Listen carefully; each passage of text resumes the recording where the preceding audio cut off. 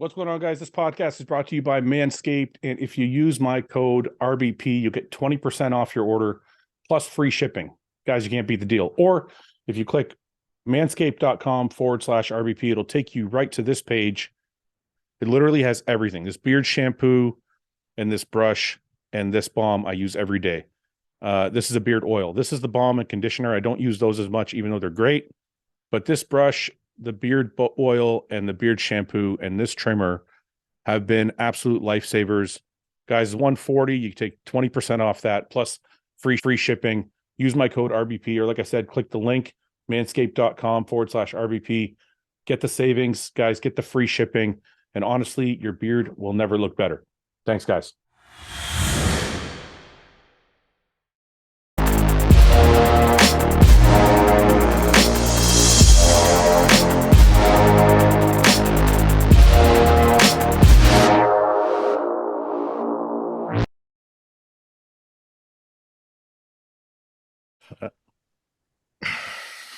Mike, how are you?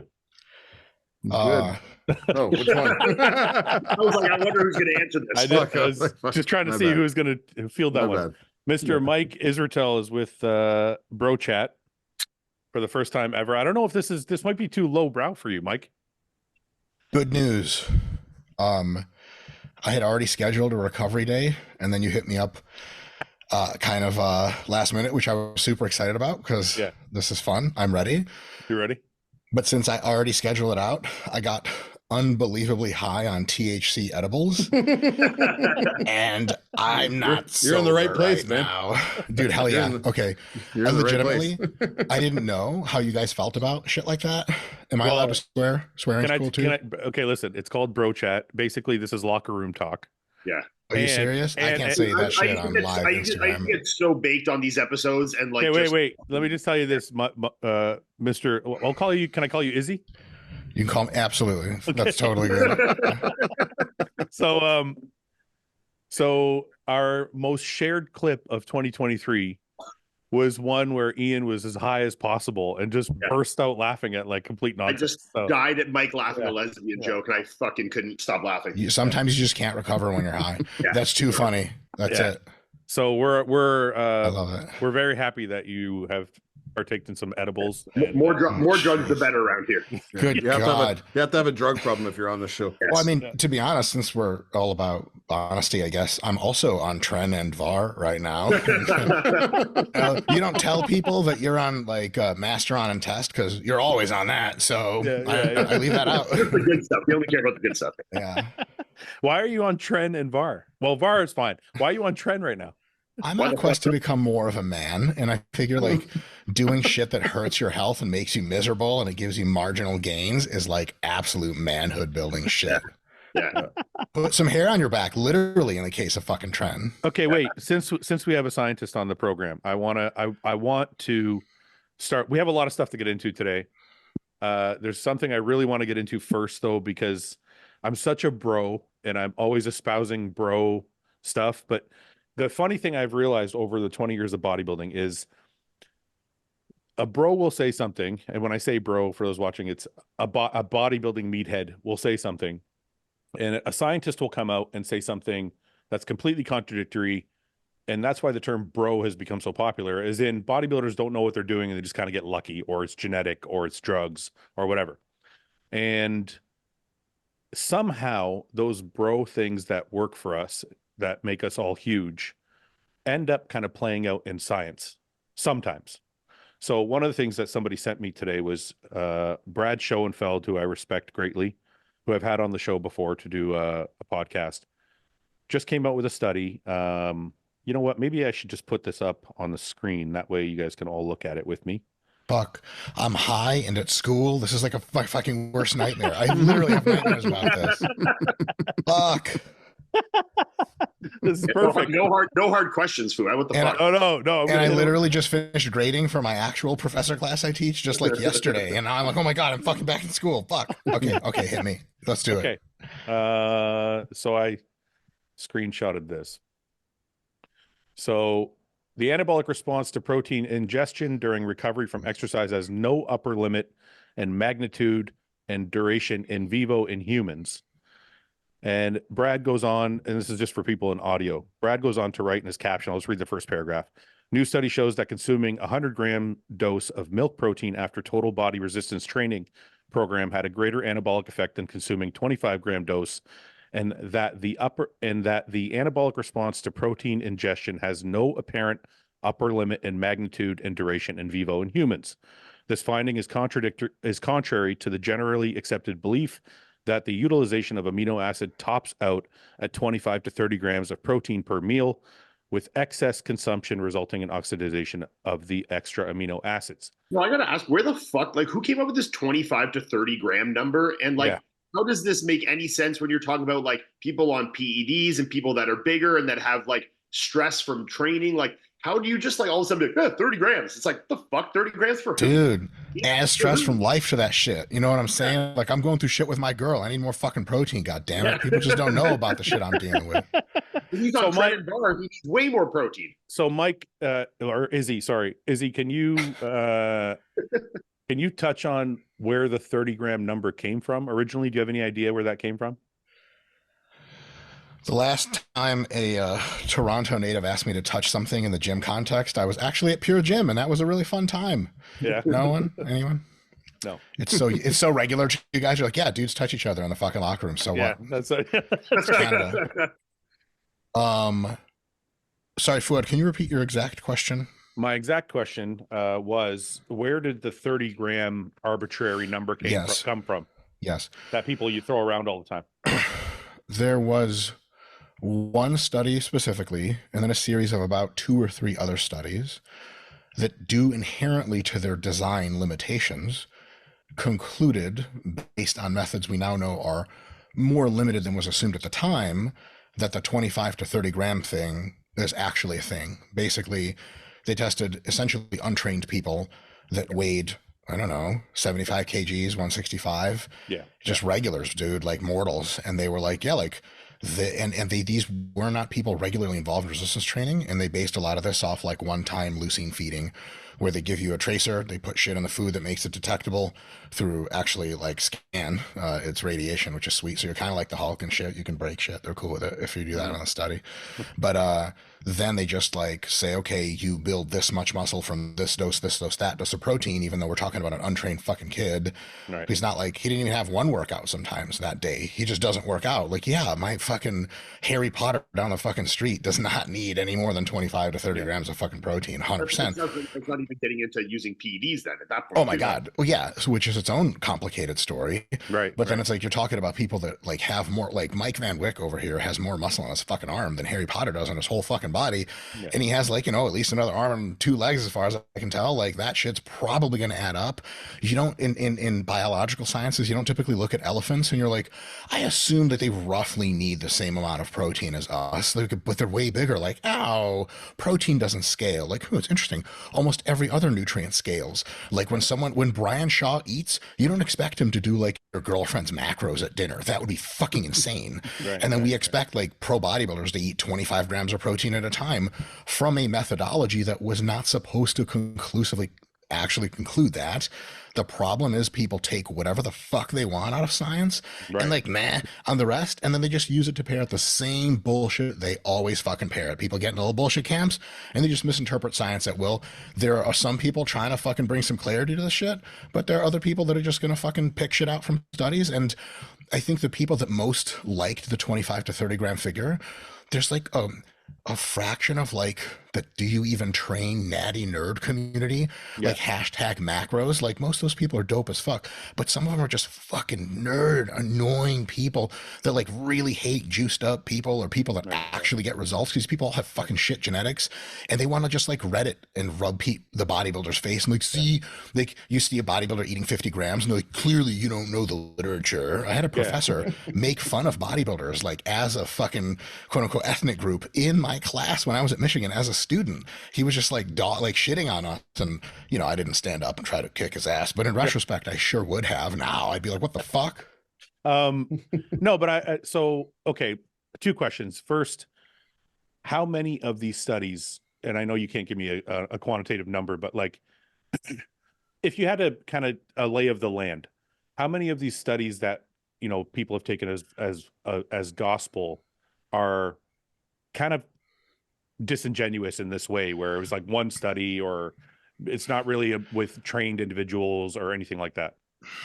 So you're asking what fraction of a study's supporters typically have very poor interpretations of the study such that they're elevating it to a status. Like they're thinking it concludes something it's not designed to conclude, but they'll use it as evidence. Right. I mean, fuck, man, that can happen to any study. You can use any study to kind of lawyer-like paint the picture that you want. Right. But some studies are notoriously misquoted. The Brad Schoenfeld and company 45 sets per week of quads study gets bastardized. No one read the fucking study. It's, by the way, it's a confirmation. It's a replication of another study. No relationship among the authors. And it's since been replicated twice in concept. It turns out that when you're built like Harry Potter, and your idea of failure is what a regular human beings on the street idea of when they give up, then you fucking can absolutely train with 45 sets for your quads 3 times a week for 8 weeks and get really big quads, bigger than it when you did 30. Why? Because you have no other recovery demands. It's your first time training. And like when you fail, we can hear a fucking pin drop. Nobody would know that you went to failure. You know what I'm saying? That's the average fucking person they use in the study. In that context, it's true as fuck. You can do 45 sets. But then you got guys that are like, fucking DHB rides Trent into battle in their fucking bloodstream, and they're like, as hard as I go, I've never fucking survived 22 sets. I'm like, dude, that's true. That's absolutely accurate. And that's a testament to how hard you train. But you got to understand, like, not everyone trains as hard as you do. So you could say, look, like, yeah, train a lot more if you want a muscle to grow. You'll probably recover. And when you're not recovering, you're going to fucking know about it because you're going to start getting smaller and weaker. So there's a lot of Harry Potter and fucks walking around doing 3 sets a week for biceps thinking like, man, it's all intensity, Mike Menser. And it's like, you could use a few more sets than Mike Menser, motherfucker. You had 20-inch arms. You don't got shit. So there's throughout my career, and it's happened to me numerous times, because I've always been a proponent of much higher protein than it was ever really prescribed to the average body. Like for me, I was always a 2 gram per pound, 2 grams per lean body mass. So I was doing like Fouad, for real, bro. I'm telling you, that's some bro shit right there, man. I'm telling you, at my biggest, I was probably doing 400 or 500 grams of protein per day. Dude, fuck that. I would have quit years ago. Well, they were like, dude, they were like 12-ounce portions of meat, like we're talking cooked. So we're talking like, dude, fuck that. Dude, what are you taking for hunger? What do you mean? Like, what are you? Drugs are you taking to become hungry enough to do that? Oh, dude, I was. You know what? I was working with Chad. He's like, eat this. I'm like, okay, fuck it. I'm gonna eat this. But you know what? A lot of us were doing that back then, and Chad was coaching a lot of us. Like Dennis James was doing it. Like basics. You know, I worked with Dennis. Dennis had me do that too. I was eating like 12 to 16 ounces a meal. I couldn't do it. But you know what? But it's not a crazy thing to think, Mike, because even Iain, you know, he was doing that, and then he went and worked with Matt Jansen for a little while, and maybe you worked with Patrick, and the requirements came down. Yeah. And when he went back to Matt, the requirements went back up, and he noticed a difference in his physique. So, like when we do, like I feel like when bodybuilders do things, it's like we're doing a science experiment on ourselves, and we notice something good from it, so we keep doing. Now, do people need 500 grams a day? No, obviously not. That's on the far extreme. But people at the time were like, well, no, you only need 1 gram. And I'm like, at 1 gram, I don't feel like I'm growing at all. So I'm just saying, like, this study is kind of pointing to what a lot of bodybuilders have been saying for a long time, which is you need a lot more protein than people are saying. Well, they're just using studies that don't like fit the application of a bodybuilder, like using these ones of like so much per protein can only be used for blah, blah, blah, blah, blah. It's like, okay, we just don't have the studies to support what we're trying to do. There is no studies with 1,000 pro bodybuilders using performance enhancing drugs over long periods of time that are training at a very, high intensity rate, blah, blah, blah. So they're using these studies against a group that just, it doesn't apply to. It doesn't make sense. So it's like, I understand that these studies exist and maybe they have an application for Harry fucking Potter, but like they don't apply to who you're talking about here, Yeah. I will say that's absolutely all fucking true. The opposite is also possible. we could be looking at this study, and some people will no doubt do this, and overvalue its contribution. First of all, it's one study. When it's replicated a few times, I get really excited. For now, it looks cool. Right. And it looks like something we would probably predict if we were working backwards from other lines of reasoning. But the idea that the phrasing is bad. It's like they're using kind of a YouTube algorithm name for their study, because they did not demonstrate the lack of existence of an upper limit. They set the arbitrary upper limit at 100 grams. That's the highest they tested. Sure. To conclude that there's no upper limit means you go to the gym, you bench 100, and you're like, I have no limit to my strength. You try 105. Like, well, obviously it scales infinitely. But the way I read no upper limit is we're still testing. I don't read it We're as still testing is totally true. Here's the Yeah. other thing. These people did a whole body training session, which is a huge protein demand. Right. No matter who they were. If they cooked them, they have a fucking massive demand. Here's another thing. Your body gets used to about boluses of protein, and it adjusts how quickly it gets used to them based on meal spacing. It can adjust a lot. So you can get really good results from 3 meals a day.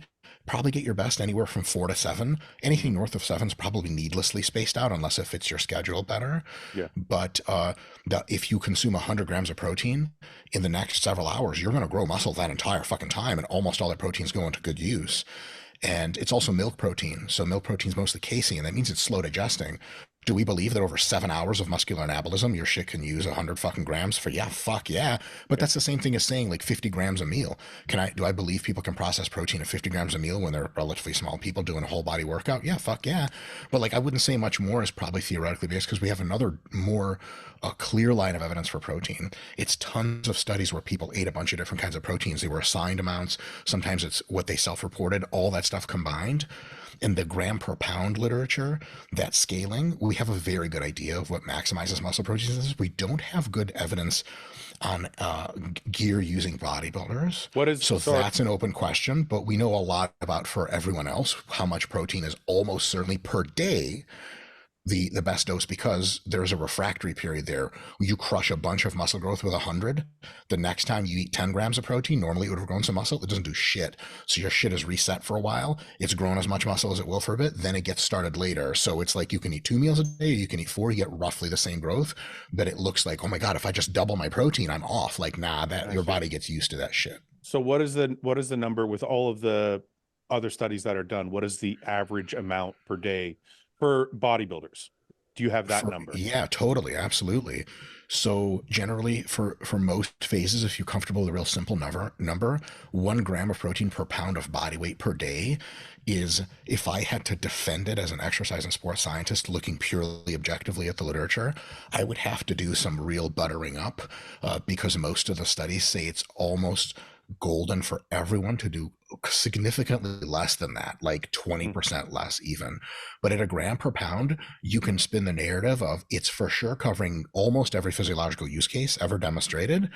And it's also just that little bit extra. So you're like, I don't know about you guys, but fuck worrying about getting enough protein. I'm going to lose shows for the rest of my career, no doubt, but I'm not going to lose that under 8 fucking protein. Yeah, I'd rather go over than under. Yeah. 100%. Yeah, I'm not trying to be a dumb animal about it and eat 5 times the fucking recommended dose, because carbs give you fucking pumps and energy and recovery. Fats are fucking important. Keep your dick hard and shit like that. Although, yeah, on trend, it's probably better left soft.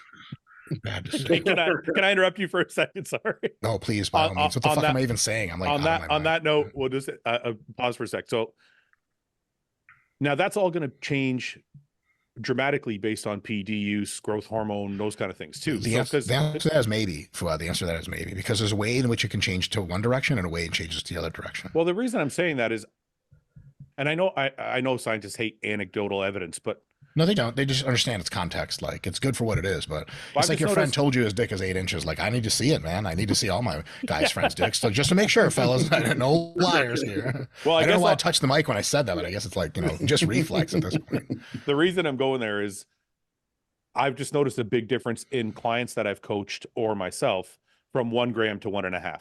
2 grams, I feel like is definitely like, that's a Milos thing. It's a old school thing, but from 1 to 1.5, I noticed a big difference. So I'm saying, you're saying 1, and I'm saying, could the PED use growth hormone use, could that make that difference from 1 to 1.5? Absolutely. It could also make the difference non-existent or even different in the opposite direction. There's a reason for that. Anabolics improve what's technically called feed efficiency in the farming literature, which is what trenbolone was invented for. I thought it was to make men happier in the 1950s. Like, do you like your life? You'd love it on trenbolone. Could you imagine that ad? You're like, honey, the ads are for sure fucking lying on TV. I'll tell you that. But like tren increases feed efficiency, so you feed the cows the same amount of protein or less than usual during transit, and they don't need as much protein, so they just retain their muscle mass. And you're like, okay, so actually your body gets so good at using protein when you're on gear, because your body has plenty of shit to do with protein, and overall muscle growth doesn't take a ton of your whole daily fraction, because you got tissues in there like your skin and your fucking intestines. They turn over so much, they need protein all the time. But your body can bump that shit if the anabolics say, hey, start paying attention to muscle more. Generally, maybe even up to a gram per pound, your body can do a good job. Now, there are a lot of other levers pulling the other direction, because, like the fractional synthetic rate of muscle growth, if you're on 2.5 grams of fucking shit, like, it might get kind of fucking outlandish, because you're a cow, but you're fucking literally a cow. You weigh fucking 280 or some shit like that. I can believe that you need a lot more protein. Also, growth changes the game, because if you're on growth and you're on thyroid hormone type of shit, which is like the proper way to do all that shit. I know fucking basically nothing about gear, but Mike Van Wyck, aren't you cool with Broderick and those people over there? Yeah, very cool. Yeah. Oh, very good. Excellent. He speaks highly of you. He's a fucking liar, Mike. Whatever he tells you is fucking wrong, unless it's a compliment, and then it's totally true. No, it's all compliments. It's compliments. Yes, he's amazing. He's the man. He knows all that anabolic shit. But growth plus T3 plus a ton of gear, it's gonna get. And you hear bodybuilders talk about it on Instagram and shit like that. The guys that are like, man, coach's got me eating 6,000 calories for show. I can't seem to fill out. You're taking 500 micrograms of T3 every 3 hours. It's strange that you can't fill out. But also, if you're on that ton of shit, dude, you might need 500 fucking grams of protein to just keep that machine spinning around. This actually raises a good question for me. So I do agree with you that obviously the gear and the PED use allows you to eat less calories, less protein, blah, blah, and still retain muscle. Because I've experienced that during a diet. Obviously, all of us have. So why aren't bodybuilders running around eating 0.5 gram per pound in the off season? That's too little.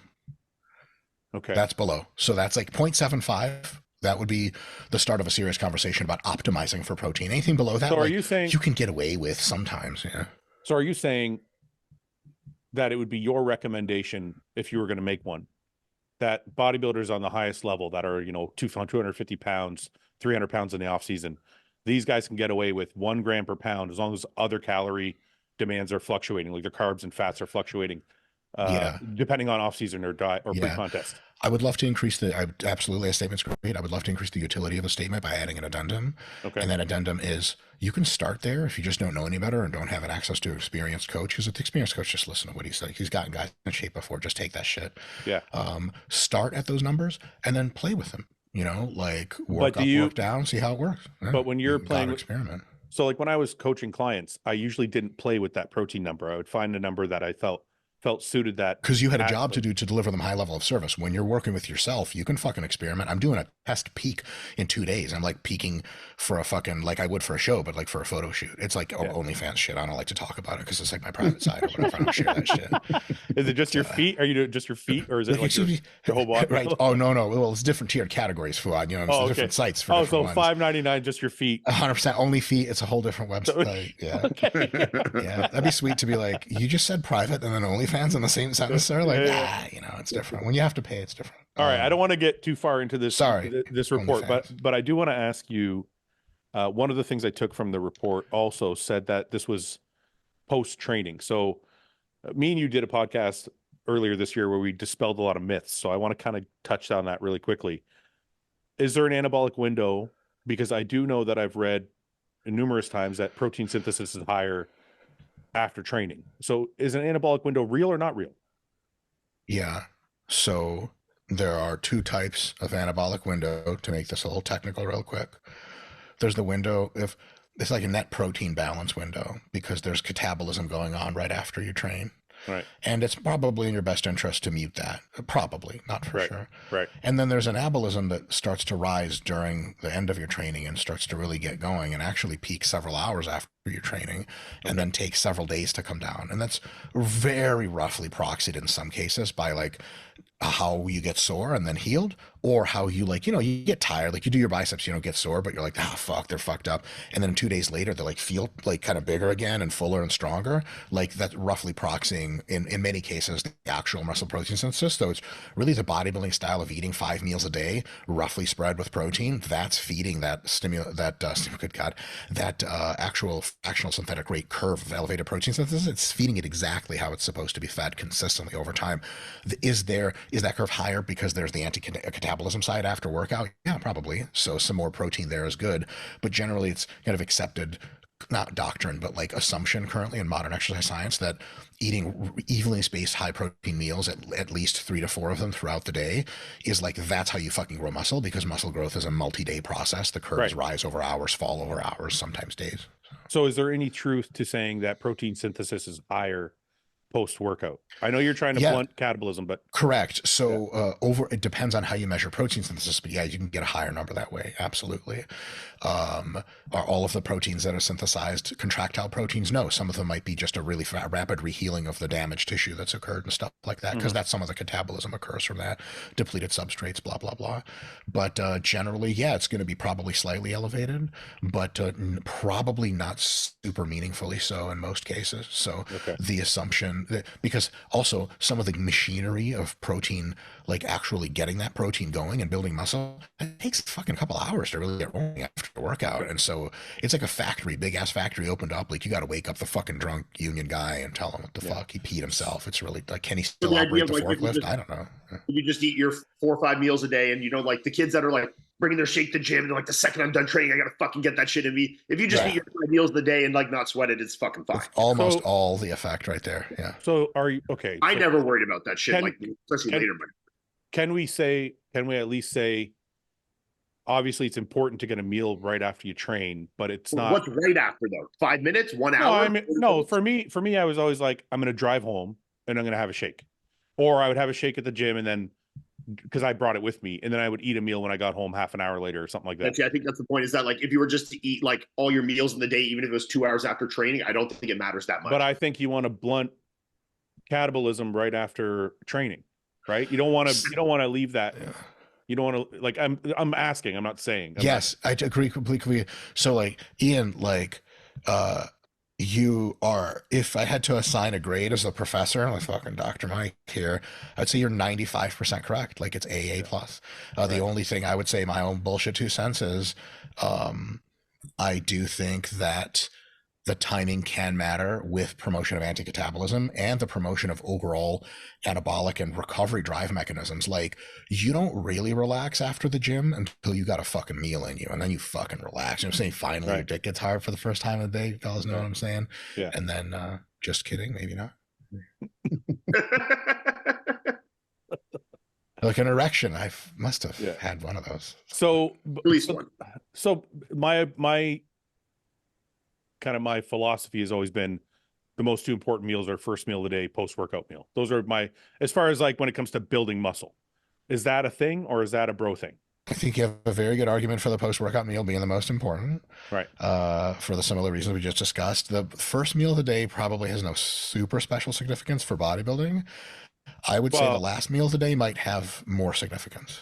But even though you've been fast, it's the same catabolism. I don't know how you pronounce it. Catabolism. I pronounce it. Yeah, catabolism is totally fine. Catabolism is great. Well, you guys are Canadian, right? So you say skeletal and shit like that. So fuck if I know what you're saying. Anyway, but it's the same argument, is you're trying to blunt that catabolism first thing in the morning when you wake up. Definitely, but also you want to blunt catabolism in the night and make sure you feed yourself properly with high protein before you go to sleep, because there's just a really big window to grow some fucking muscle. And sleep, every time you look at sleep, it's some kind of magical recuperative serum that if you pour all over your body, that it'll just make you fucking better at everything. You know, like I said before, like in a certain kind of intellectual context, sleep is absolutely the most important part of bodybuilding, because your diet can be okay going into a show, you'd be just fine. Your training can be okay, you'd be just fine. Your sleep gets fucked up for long enough, you're fucking done, right? So you want to feed the body probably when it's sleeping. So I'd say post workout is really important. And then like if someone told me like the last protein meal they ate was 6 p.m. and then they went to bed and they didn't wake up until 8 the next morning, I'd be like, dude, what? I'd be like, yeah, I'm getting ready for NPC dildo states or whatever. I'd be like, no, you're not, you fucking pussy. What the fuck are you talking about? Eat fucking protein before you go to bed. That would be, and that's not so research supported, but I'm inclined to believe it's more likely correct than not. So it's Fuck not breakfast food. Fuck that fucking. So it's not research. So it's not breakfast. Wait. So it's not research supported, but you're inclined to believe it. I would say it's not sufficiently supported in the research that it can be stated very definitively. So is that a bro? So is that categorized as a bro thought then? What the fuck is a bro thought? Well, it's like a bro thought is something that's we've experienced in bodybuilding, we believe to be true, but is not supported by research. No, I'm too educated to have that shit. No, you just did it. You just did it. No, you're just fucking smart for that bullshit. No, fuck you. You get just that shit out of my face. You just pulled a bro. You just pulled a bro. I was Harry Potter, motherfucker. No, you just pulled I might have pulled the bro move. No, like in all honesty, like there is absolutely research support for it. Okay. But I say by itself, the direct research is like, yeah, you could build an argument for it, but may or may not be true. But the rationale to me physiologically makes sense. Experientially to me it makes sense. I have in good faith heard no really strong arguments against it, and obviously it might not be a big of a deal, but I think breakfast, like, it really is individual. Some people, man, without breakfast they don't fucking function, bro. They don't do shit. And like I know guys that don't go to the gym and train until they've had at least 2 meals in them. Like that's how much proximate feeding matters. And then I know some people that wake up at fucking 10 and by noon they start training and they're fucking fasted and it's totally fucking golden for them. So breakfast has a lot of variation there. I mean, when I was competing, I would wake up at like 5, 6 a.m. whatever during a prep, and I wouldn't eat my first meal till like 10, 11 a.m. some days. I was gonna say I wasn't going to bed till late, and I would like get up, I'd do my cardio, I'd do a little work, maybe have some like aminos or something and do my cardio and whatever. But I wouldn't eat my first meal for like quite a few hours after getting up, and I didn't fucking sweat it at all. I was actually gonna say, like eating in the morning, I think just my energy would go down, so I didn't sweat it. I was actually gonna say me and you were a lot alike that way, because I was kind of the same way. I'd get up early. But I was like, I want to stretch out the day, so I'm not going to eat my first meal till like 10 or 11. But I kind of meant like when I'm growing in the off season, I'm like, when I get up, I'm like, I got to eat. I got to get that food in. I got to start that process. Yeah, I was more on the other end where I would be more ample, which people would always be like, how do you eat so close to going to bed? I would eat like my biggest, highest protein, highest fat meal, and I'd want to go to bed as soon as I can. Yeah, because it puts you to sleep. Listen, it puts me to sleep. People are like, I can't sleep with all this food in my stomach. I'm like, I sleep better, and I'm not worried about like when I get up in the morning and fuck around for 3 hours that I don't have food in me. I'm like, I'm good, The thing is, I tried to cover all bases. When I was in off season growing, I'm like, massive meal before bed, massive meal when I wake up, massive meal post workout. It was just like I got them all in. I didn't. What the fuck, Fouad? You just dunking on all of us with that shit? Well, I still won more shows. I still won more shows and placed higher at the Olympia than him, so he doesn't know. Has nothing to do with it. I'm so out of my league in this crowd with actual accomplishments. I'm just going to politely shut the fuck up about that. Anyway, so I just wanted to get into that. I wanted to cover some bro shit before we got into some other shit. But other bro shit. Actually, I want to get into one other thing I that came up recently that isn't one of your isn't something you kind of espouse. So I want to touch on it real quick. So recently I've seen some studies that have come up about partial training, training with partial reps. And your whole thing is, full ROM, full range of motion all the time. And me and you even had a little discussion on my podcast about, is it beneficial to do partials at the end of a set or anything? And you kind of gave me a little bit of room with it, but not really. So with these new studies that are popping up now with partial reps, what's the new study? Well, just that they're noticing more growth. They're useless? No, they're not useless. Don't suck Mike's dick because he's Izzy's dick. I do partial reps. When the fuck have you ever seen? When the fuck have you ever seen me do partial fucking reps? You're such a dick sucker. Ian, be yourself. Don't suck Izzy's dick because he's here. I'm not sucking anybody's dick. When have you ever seen me do a partial rep in my life? You don't even know the context in which I'm bringing it up.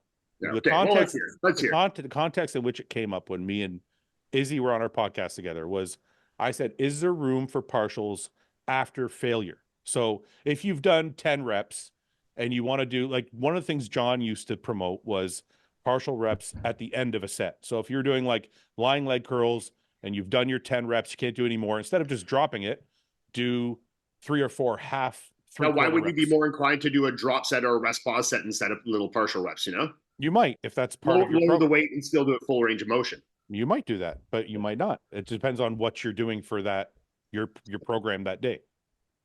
So anyways, your thoughts, Mike. Izzy.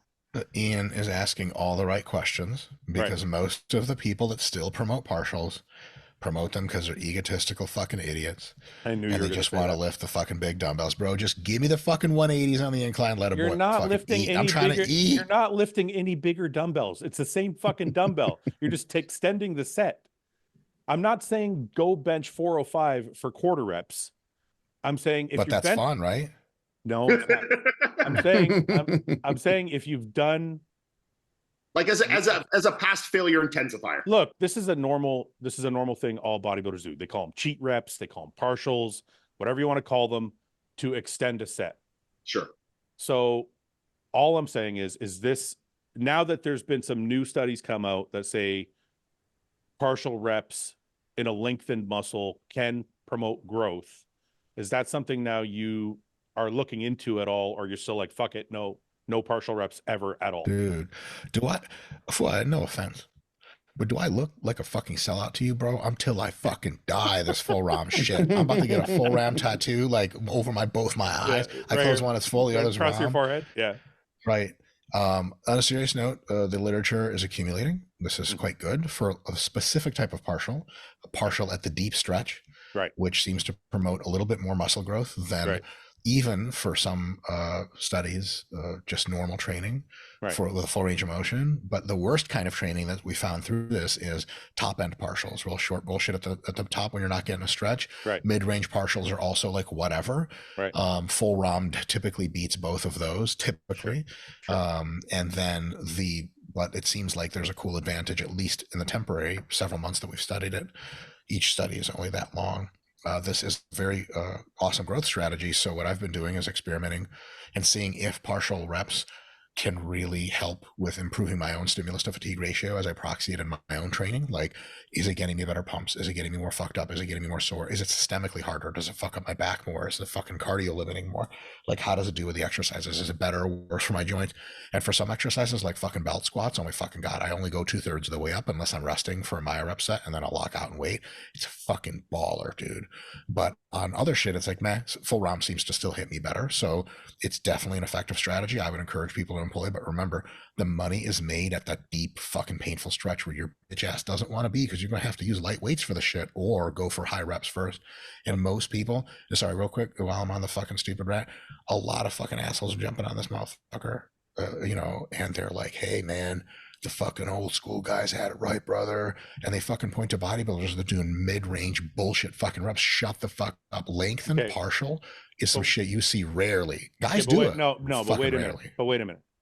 Most pros, and that's who I'm talking about. I'm not talking about Joe Blow in the fucking gym. Most pros, when I see them do partials, they are already in the lengthened position. And this kind of falls into the category I was talking about earlier, where bodybuilders are doing something already, and then science is like catching up later. But a lot of their fucking actual reps are not full range of motion. Then like they hang out at their bullshit pretend full ROM at the bottom and do partials. You could be fucking opening up. Dude, every motherfucker we bring up, no offense, motherfucker, I'm joking. Every human being we bring on the RP channel to train them, a lot of them discover like, oh shit, you had 4 inches left in your fucking leg press that you didn't fucking know about. And they're like, oh, I guess I don't leg press 18 plates. I leg press 12. And now I get better everything. So it is by no means clear to me what the guys or the bros or the pros, what it is they knew. Some motherfuckers in the pro ranks at the elite, they know a ton of shit for a long ass time. Some smart motherfucking coaches, smart fucking athletes. And then there's a lot of motherfuckers. And I guess most of you competed with a lot of these people. Dude, they don't know what the fuck is going on. And they do shit wrong all the time. And so when people say bros get it right, it's like sometimes they get it right. Sometimes they get it fucking wrong. Like really wrong. Right. But how often is somebody getting it wrong if they're often? really fucking awful. What do you say? Let's say out of, swinging for the fences. let's say I have nothing to say because I'm loving everything he says. Like literally loving everything you say. Hey, Mike, I passed you But by in when I Toronto. say I'm that, then Fouad says I'm sucking his dick. So no, I'm waiting for Mike. I'm waiting for Mike to chime in because Mike is the training guy. Nothing. I could not agree more with the last, especially the last statement. So, Mike, you don't believe in any Yes. partials? No, I believe in partials and doing maybe like here and there, but it's like, Well, why I'm not not just saying. Wait, why not no. just dump it and do another set? That's yeah, like I clean would and- always just, if I'm failing with full range, I would just drop the weight, or I would take 10 seconds. I do a rest pause.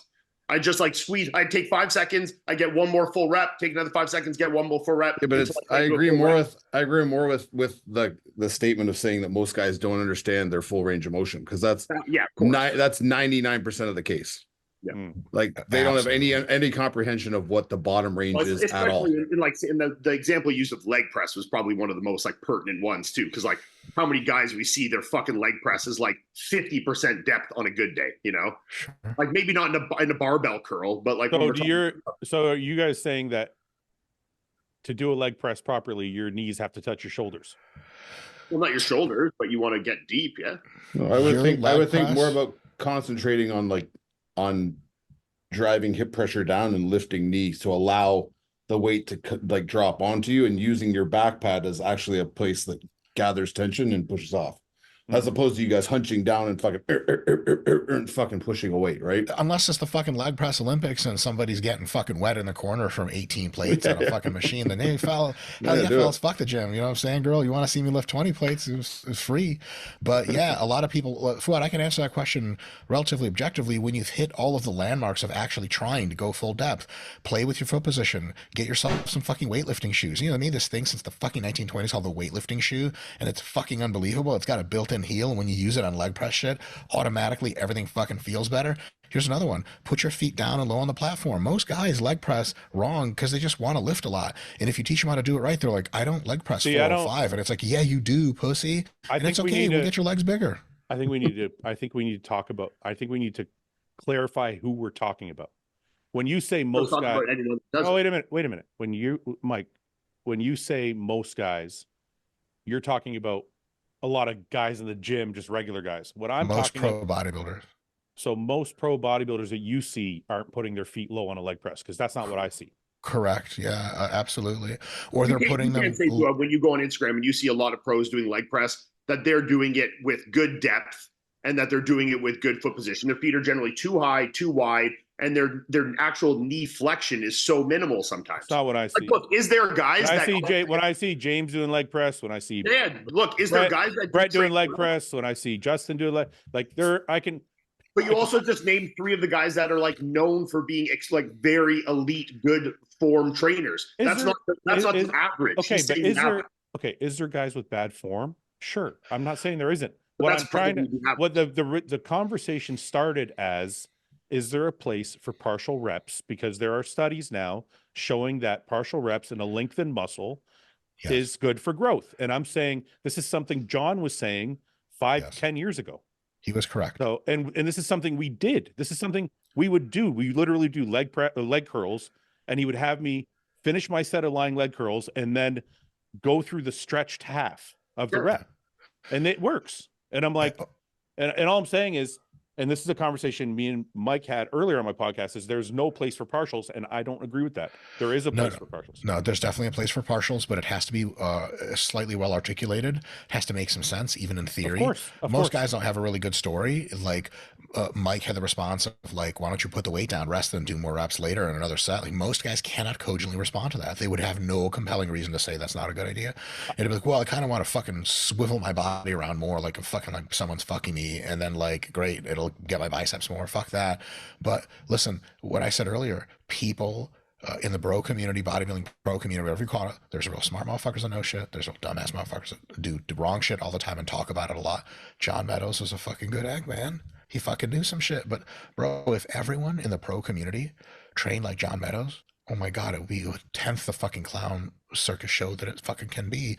And listen, like, Fouad, like you hang with a group of guys, like real talk, since we're on bro chat, you're cool with some guys in the industry that are generally fucking stand-up people in the fucking industry. Smart motherfuckers are calm. They can be coached. A lot of the industry, man, that's not you. That's not the You know what I'm average. saying? I think the Do I industry. really have to be the person that says this? Well, You time know, out, like, but I'm going to defend the industry because I think. Well, because you said James and Justin, guys that are like really good at training. That is not the average by any means. Hold on for a minute. Let me finish. I think the industry is changing because I think bodybuilders are trying to learn, and they always have been. What can make me better? So they're looking at things going, what can make me better? And I think they always have. I think from the 80s all the way through, they're like, what can make me better? And I think that's why I can point out guys now where their form is perfect. How many guys, I'll put it this way. How many guys in 2005 could you point out with perfect form versus guys now that have perfect form? Sure. So that's all I'm saying is better. It's getting better for sure. I think bodybuilders in general, I think as more information comes out, bodybuilders aren't being stubborn to it. They take what they can from it and apply it to their training. That's what I'm seeing. Yeah, no, I don't disagree with that, but I think in training, especially when you have, especially with bodybuilders, and I think it's actually even more like bodybuilders specifically, is that like egos are crazy. And I think when you have like people that lift weights, especially people that lift weights on Instagram, you know, you get people doing crazy form just because they want to show weights and the form goes out the window a lot. You know, I think when you have guys like James that are absolutely anomaly strong, they can do things with perfect form and it's still like ridiculous amounts of weight, you know? Yeah. So I think there is obviously guys that are very good at training, but I can honestly sit here and I'm not going to, but I could name 25 pro bodybuilders right now that if we were to go look at their Instagram training, you would say that their form is bad. Listen, I think any of us can go to anybody's Instagram and go, that looks like shit. For sure. Yeah. I don't think anybody is spared in that regard. I think there's better and worse though, Fouad, right? No. I'm not saying that. I'm not saying that there's better or worse. I'm saying you can probably find something in everybody's training that's not perfect, but also maybe perfect isn't always the best. Like I also believe that a little bit of wiggle room sometimes is good if it means adding a little bit more weight. I'm not talking sloppy. Not talking sloppy. Not talking cheating. We're not talking about a small bit of body English. We're talking about like diminished range of motion, and we were specifically using a leg press. So if you're going half the way down and like getting under it, there's never going to be a case that that's better using more weight than getting a full range of motion. All that behavior is predicated on this idea that like weight is the overall overarching theme of getting bigger. Yeah, it's not. Yeah, it's not about the weight. It is about the weight, but it's not about the weight. Do you know what I mean? Like only at you're doing that. You're sacrificing. Yeah, you're sacrificing form and you're pushing yourself to these like limits and doing these things incorrectly or mechanically giving yourself an advantage to move weight in the thought that the weight is the most important thing, right? Guys, this podcast, I know why people train the way they train, and I know why people are so confused. Even in this podcast, we've said two different things. Not this podcast today, but over the course of Bro Chat, we've now said two separate things. In one context, we say, don't be so perfect all the time. Enjoy your training. It's okay to slang and bang sometimes. But we're not disputing that. I've never said that. But I'm disputing that. But we're kind of saying, wait. We're kind of saying that right now. We're kind of saying everybody should have perfect form and everybody should be perfect all the time. So it's like we're kind of confusing the people that are trying to learn from us. Well, no, but it's perfect form defined. I'll clarify what I'm saying. Definitions. Yeah, no, I'm clarifying. Look, if you're doing, you know, a curl or a hamstring, like, or something like that, where you get a little bit of body English in it to push out one more rep, but you're still going within a full range of motion, I have no problem with that. Like, if you're getting to the end and you get a little to get one or two more, fucking give her. I think that's great. But do I think where you're doing, like I was using the example of a leg press, where you're doing start to finish your entire set at a diminished range of motion at the expense of more weight, then I think that's never good. So you started it wrong. Okay. You started the exercise wrong. Yeah, that's what I'm saying. Do I think that is like certain things where, yes, I think getting a little bit of non-perfection, like not completely textbook perfect all the time, 100% I'm going to agree with you is beneficial in some circumstances, but I'm not talking about a little body English within the context of full range of motion. I'm talking about it when it's a diminished range of motion for the expense of weight, you know? So Mike, just so you know what my purpose is on this podcast is to, as dumb as the shit is that we talk about sometimes, and we'll get into some of that. Please, I'm high as fuck, man. I can only do dumb shit. You're pushing my fucking brain with all this fucking dumb science shit, a lot of times I'm trying, and I'll argue with these guys to get to a point where the person watching goes, "Oh, okay, I get exactly what they're saying now," and I don't want, as up until Iain said what he just said, I feel like we've been batting back and forth. Let me try to sum it up real quick. Yeah. I think good technique is a range. You should strive for the best technique that you can get. If it slips up sometimes, it's a-okay. But, you know, like, it's like getting grade. You score a 96 on your paper. Ideally, you want 100%. That doesn't mean you cry over a 96. Shit happens, right? In some context, what constitutes good technique can be a little bit different, and there can be some wiggle room involved. But that is all predicated on the assumption number two. And assumption number two is you from the start have rigged the exercises to be fundamentally sound movements that maximize muscular stimulus at a minimum of joint and connective tissue wear and tear and injury risk, which is what these two fellows are talking about, setting up that leg press. You set it up wrong to begin with. In that context, nothing you do, every rep is a fucking cheat rep technically. Like, and then you just fucked up. But so if you can get the exercise generally correct, then yeah, a couple sloppy reps. Like if someone's doing bent rows and they do like 315 for 10 and they're like mostly not swinging, a couple of fucking reps, I'm like, dude, that's dope. Respect. Like, yeah, could you clean up your technique? Yeah. Would it be better for you? Yeah. Like, isn't that what Mike Van Wyck does on his channel, is like clown people with dumbass technique and fix their shit? Like, it's worth it. It's fucking, here's the thing real quick to Ian's point of perfectionism. Like, there is a way of seeing it that you can say, okay, fine, a couple extra cheat reps, all for the contraction. But another thing to say is you should be so focused on the internal situation of your muscles that close to failure, you better not move any differently than the exact perfect rep. Maybe that's an argument, but it's an open question. So that is minutia if the general idea of the movement's correct. Right?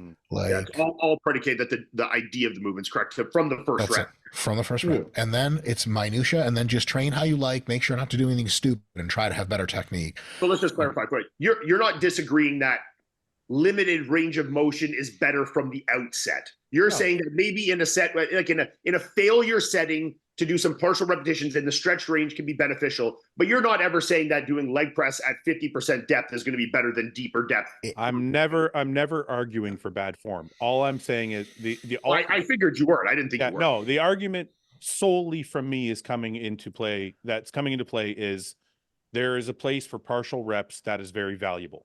Yes. That's and I'm not saying to replace full reps. I'm saying it may be in some context to replace full reps. In the future, it might replace. When you first said it off the beginning, I thought you were talking about partial reps as like your bench press doing partial reps as the exercise. No. Yeah. I mean, I've done it the failure to set. I've done the failure to set in the stretch position, do a couple extra reps. I would generally opt to do like a drop set or rest pause, but it's certainly a thing. But I thought you were talking like literally doing repetitions, thinking like it's in a tension band better, like bullshit. So that's not the context in which I meant it. But if we're gonna go there, I don't do full bench press or dumbbell press. Like I don't go all the way down and all the way out. I stop generally 3/4. So if you guys want to call that a partial rep, then that's a partial. I don't do this full elbows locked out. I'm in the 3/4 range from the very, very bottom to the 3/4 out. So it's like, if that's called a partial rep, then yeah, some of my training is like that. So it's like, and you know what? There's a lot of, is that because you feel it better, like you're like the maintaining tension better? Because when I extend all the way, I feel like I've taken some pressure off of my chest. I've taken some tension away. So I'm like, I want to stay in the stretched position, not the very, very bottom, but I don't lock my elbows out. Most guys I know that bench. Okay, can I ask you a question? Would you stand up all the way in the squat? I don't. You never doing a heavy set of squats, you stay all the way 3/4. I generally am a 3/4, very, very, very bottom to almost the top. Okay. That's kind of, look, we can point to some, if you want an extreme case of this, you point to somebody like Jason Huh. Jason Huh used to train in only the extreme stretched position. He's so big. Holy fuck. His range, and I'm not saying this is why he was so big, but his range of motion was very short, and he was a huge proponent of only staying in the tension range in the most stretched position of his training. And it's same thing if we look at, like, and I know Ronnie Coleman's not one we should all be espousing, but like That's another person that you always saw in the stretch position. Come on, Fouad. Well, I mean, look at a Ronnie Coleman squat. What is it? It's the very bottom. It's not a full squat, bro. No, it's not. It's not a full squat. I'm saying it's not the right person to point at. I'm saying, but in an extreme case, Ronnie was mid-range. You don't think he was the very bottom of his squat? No, fuck no, bro. Not even close. How is he going to get lower if his hamstrings are touching his calves? If you look at that 800-pound video, he's like just below 90. I would say he's above parallel. He's in a squat suit. I don't think it was so like parallel, if not just a millimeter below. He's not squatting like James Hollingshead is squatting. Dude, he could squat a lot deeper than that. So, and Ronnie, in all of his other movements, you wouldn't suspect it because he was not known for being some kind of deep stretch guy. He moved some weight around. It was cool. Like Ronnie was not human. That's probably the best thing you can take away from. I'm trying to find a normal Ronnie Coleman video, not like the 800-pound one. Those are tough. Look, I don't know, man. So what are we saying here? It has to be full range or else. Is that no. God damn it. You can totally train with partial ranges of motion. It's a great thing to explore, even as the only thing you do, even for all exercises, and see if you get good gains, because it's been really good, well tested in the laboratory. But if full range of motion is still awesome, just make sure to never miss the deep stretch in most cases, and you're good. Fouad, fuck up out of here. Look at this shit. What the fuck get the fuck out of here. What is he doing here? What is he doing? His ass is touching his fucking heels. Please, dude, please. Come on, get the fuck out of here. Get out of here. What is he doing here? For my own training, and then do another set better and post out. Okay. Well, I'm not in the same camp as you guys, man. I'm sorry. I think I don't think his hack tour is bad, but I think the squats are like to parallel. Yeah, I don't. Yeah, I'm sorry, guys. I'm not in your boat. I think. So you don't think that it would be better for him to squat a little lower there? You disagree that would be better? I think when you're squatting 6 fucking. No. It's a simple question. No, it matters. Please. It matters. Is it better if he goes lower? Yes or no? It matters. Because there's a slight trade-off. It's like this. I could touch my ass to my heels with 3 plates, or I could go just below 90 with 6 plates. What's going to cause more? What I'm going to say is, what's going to cause more growth? 3 plates. Unequivocal. 3 plates. Fuck you guys. No way. Why wouldn't you start at 3 plates going all the way full? You're going on this like misguided thing that weight is the most important thing. Well, why wouldn't you? I'm not saying it's the most important. I'm confused here. Why wouldn't you just do 3 plates, ass to grass, touching your heels, get stronger at that, work to 3 1/4, 4, because I think that depth is deep enough. No, I don't think he needs. That's what the literature directly, all these studies you're talking about, that's directly what they rule out. They're saying a big ass stretch is the most singular important part of the movement in most cases. So like that last fucking Pyros Dimas asshole to the fucking ground Olympic weightlifter snatch position, that shit will blast your quads the most to infinity ever. Yeah, Fouad, come to RP Gym, bro, in Detroit. You're just 3 hours away. I will cook your ass with like 225, man. Listen, I'm not saying what you're saying isn't working. What I'm saying is all of these pro bodybuilders, from Mr. Olympias from 10, 20, 30 years ago to now, including all the pros beneath them, including Iain, don't squat like that and have massive legs. Sorry. No, you fucking don't. Give me a break. I'll pull up your. Hell no. We're going straight to the fucking video. Fouad, the short answer is they would all have bigger quads with less injuries if they trained more like we're saying. Yes, absolutely, yes. Okay. Well, what I'm saying is there's potentially a trade-off, and I think a lot of bodybuilders know that, and that's why they do it. Yes. Well, I don't want to speak for Mr. Mike Van Wyck. I'm honestly in celebrity shock. Mike, I saw you in Toronto at the gym, and I was just like, oh, that guy could kill me with a spare hands. Okay, wait. Show me. Okay, show me. Fine. Is that deep enough? I could be deeper there. Can you show the video of you moving? Looks like play the video. This is 90.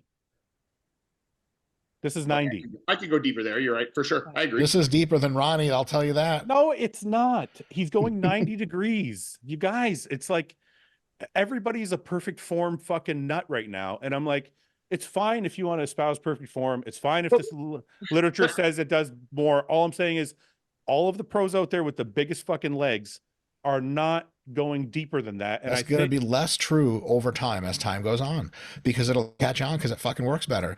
Tom Platz, by the way, did everything to fucking psychotic depth that any chance he could. I'll give you that. His fucking legs. I'll give you that. Then again, that's a bullshit example because it's one fucking human being. It could have been totally random chance. With his genetics, he could have trained however the fuck. It would have meant nothing. It would still have big legs. Right? You're giving me one example. I'm giving you generations of bodybuilders. But like people do shit suboptimally for a long time. Dude, I could have told you in the 50s, but you're calling none of the bodybuilders did the right shit and everyone was fucking training wrong. And you would have been like, oh, I'm right. And they're like, oh, in 40 years. But right now we just think the guys are the best. Yeah, but the thing is, like, it comes down to even if you're right or wrong, Fouad, it's like you're still doing resistance training and you're still on a crap ton of PEDs and you still have the ability to build muscle because your genetic is there. Like you have that ability to build muscle. That's the layman person's excuse. Well, they're doing it wrong, but they're genetic. No, it's not about right or wrong. It's just saying, he's just saying, and the way I argue with the way I do form is that it's more conducive and less, you're less susceptible to injury, you're better developing overall in a safer way.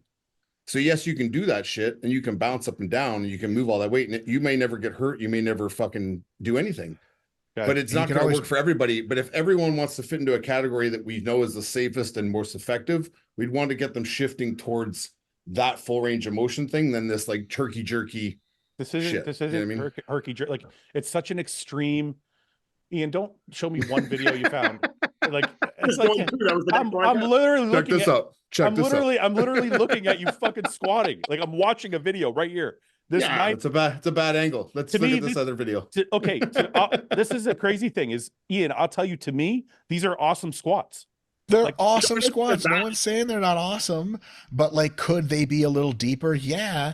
And I think if that's realistic, then it would be like marginally a little bit better. But here's the thing, you can make up with shitty reps. You just do more shitty reps and you get the same amount of growth. But do your joints feel the same way? Are you still growing in 4 or 5 years or no? Like those are big questions. But this is the crazy thing. And the reason I'm arguing is you say there's a better way, but I'm saying to you, the most world-class legs we've ever seen in our life, and generation upon generation upon generation that keep getting better have been done this way. Yeah. And I'm saying that it's possible to have innovation, it's possible to have discovery, and it's possible that people in history have been wrong before. You know, because like people in history have been wrong a lot. Like recently, we got a lot of shit totally fucking wrong. Dude, the germ theory of disease is like just like 150 years old, man. In the early 1800s, they didn't even know fucking germs existed, bro. Like that's it. The doctor wasn't even a real job. Mike, I'm all for innovation, but what I'm saying is, I feel like maybe it's about more than just form. Like what I'm trying, I guess what I'm trying to say is this has kind of been my philosophy, and whether people agree with it or not, it worked for me. Okay. I know your hack squats are deep. Would you fuck off with your wait, look at that. Yes, Iain. So we're Ronnie's were like that as well. Oh God, Fouad. Ronnie's hack squats are deep. Don't tell me they're not deep. We're not supposed to criticize Ronnie. You don't criticize God. Never criticize Ronnie. Never criticize Ronnie. I guess what I'll say, just to put a point on this so we can move on, and then you can have the last word on it. My ultimate philosophy is, if I can use, and I know you'll go crazy when I say this, if I can use, like Iain was doing in that video and like Ronnie was doing in that video, if you have 5, 6, 7, 8 plates at 90% form, I feel like it's better than using 3 plates at 100% form. And Mike Van Wyck, that's not me saying weight's the most important thing. I'm trying to find the right ratio of perfect form versus still using a lot of weight. Where is the balance where I'm going to get the most growth? I'm not saying weights.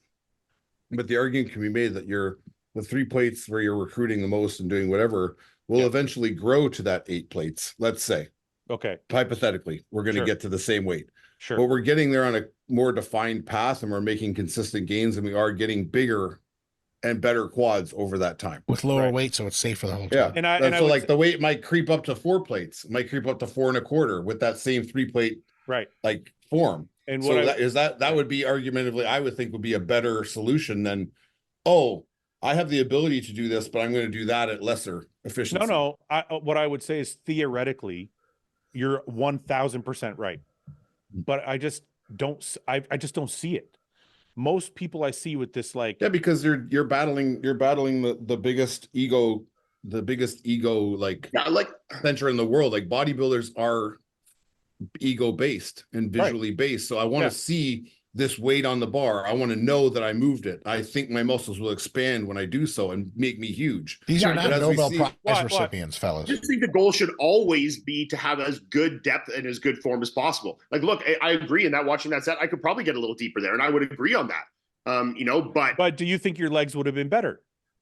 Probably. Because I'll give you an example. Look at, if I did that exact same set for maybe one less rep or two less reps, but I went another 2 inches deeper, it would probably be more beneficial. Let me give you an anecdotal example, and I hate to use it because whatever, but so Justin's form is probably the most perfect we've seen in the IFBB. Justin's my man. Yeah, he's very, very meticulous, rep speed, depth, everything, full range all the time. Everybody would give him that. Is he the biggest guy on stage? Is he developing? Wait. Let me finish before I make the argument. Please. I'm not saying he's not the biggest, so it doesn't matter. I'm saying, has he gotten the growth in the last year or two from being perfect, or would it have you gotten more if he'd done something else? The goal is not the year though. The goal is the career. So the career also, like, over time. You can't compare one human to another when like genetic variance is so large. But that's all we have to go on. Because one guy did one and the other, and one guy, you know, so Nick Walkers of the world, like, look, Nick trains with perfect form, but say someone with that level of genetics trains at shit reps and they get huge, and Justin does perfect reps and doesn't grow at all. We're not going to say that big rep or shit reps are better now. That would never make sense. Right. And I'm not saying shit reps. No one's saying shit reps. But I'm saying there's no circumstance where doing the form that Justin does is not beneficial. Ultimately, what I'm trying to say is perfect is the enemy of progress sometimes. I think overthinking can be the enemy of progress. And I think right now there's a huge thing on overanalyzing training. And maybe that's nowadays overanalyze, overthink, overscience, and take all the joy and all the hardcoreness out of bodybuilding, left, right, and center. But do I think if you're trying to optimize your growth, your goal should always be to have the best form and the most complete range of motion possible for as long as possible. You know? I think I can agree with the last statement you made. Yeah. I think there's been a lot of life taken out of bodybuilding, and maybe we talk about this all the time. Maybe that's where my resistance to what you guys are saying is coming from. No, I mean, look, I completely agree that there is so much people that don't understand the science trying to use science to validate their pussyfoot training 100%. Right. That's where I'm coming from. Training at like a RPE fucking 2 and doing it with this fancy pants form because they're trying to justify it with studies because they don't want to work hard. I agree that happens all the time. Do I think that you should train as hard as possible in the best range possible is always going to be best case scenario. Okay. And also teaching people like foundations of movement and understanding like this is how you set up for this type of lift. This is how you set up for this type of lift to hit this area of your back. Setting up these foundations and giving people the freedom to work within those foundations and find their own movement or discover their own ranges of motion or get better and worse get better over time, right? Mm-hmm. That's the thing that needs to be passed on to these kids. They need to stop focusing on these like very finite things that are being told. And start looking at people who move well like Justin and be like, how is Justin setting up when he does this dumbbell row? How is he setting himself up? Mike, can I ask something since you said that? Yeah. You said find their own ranges of motion and find their kind of individual. Well, that's because not everybody, there's going to be limiting factors to people's range of motion when they first start training, or they have to adjust to a new style of training. Because like take a beginner, for instance, you can tell them full range of motion. They'll bring down a bench and you'll see their arms go and wobble. They'll noodle arm because they're like, I don't know what I'm doing here. So if we find, that's what I'm talking about. If we talk about partial ranges of motion for people who are learning new styles of training or learning how to move in a different way, we might have to shorten that range of motion. But for them, it is a full range of motion because once they go outside of that range, they lose tension. Yeah. Or they fall out of placement and where they've set their body, right? We're talking about two different people. So I was talking about seasoned pros. Now we're talking about beginners. I just want to make sure. Yeah, but the thing is, the seasoned pro can become a beginner because if the seasoned pro has a fucking shit back and can't fucking grow his back, he has to become a beginner again, and he fails to recognize that because he wants to keep moving the same weight. Right. And that's where all these guys fuck up. They have to go back to being a beginner. Right. I mean, they have to get with guys. They have to get with guys like Mike, or get with people who can be like, "Hey, man, you're not moving right. Right. Yeah. Right. And in order to We do move that a right, ton on we're the gonna Hockey have channel. we're gonna have to fucking your 80-pound row is now going to become 25 Yeah, so because the only- your ass can't lift your sternum, your ass can't retract your shoulder, your whole shoulder moves like this with your alligator arm. So we need to get things moving the way they should before we even think about getting back to weights you were lifting. But in that process of you learning with the lighter weight, you're developing and muscles are working that haven't worked. So it's not a waste of time. The only time I start to make like my first from 2014 when I turned pro up until probably 2018, 2019, my back was like by far my worst part. And when I would get on stage, it was what I was critiqued for the most. And not until I started to like really break down the exercises I was doing. And like, I literally had to go to using like, I was bent over rowing 5 plates at one time. My back was my worst part. Same with my bench. I was a 6-plate bench presser with no chest. Same thing, and my back was the same.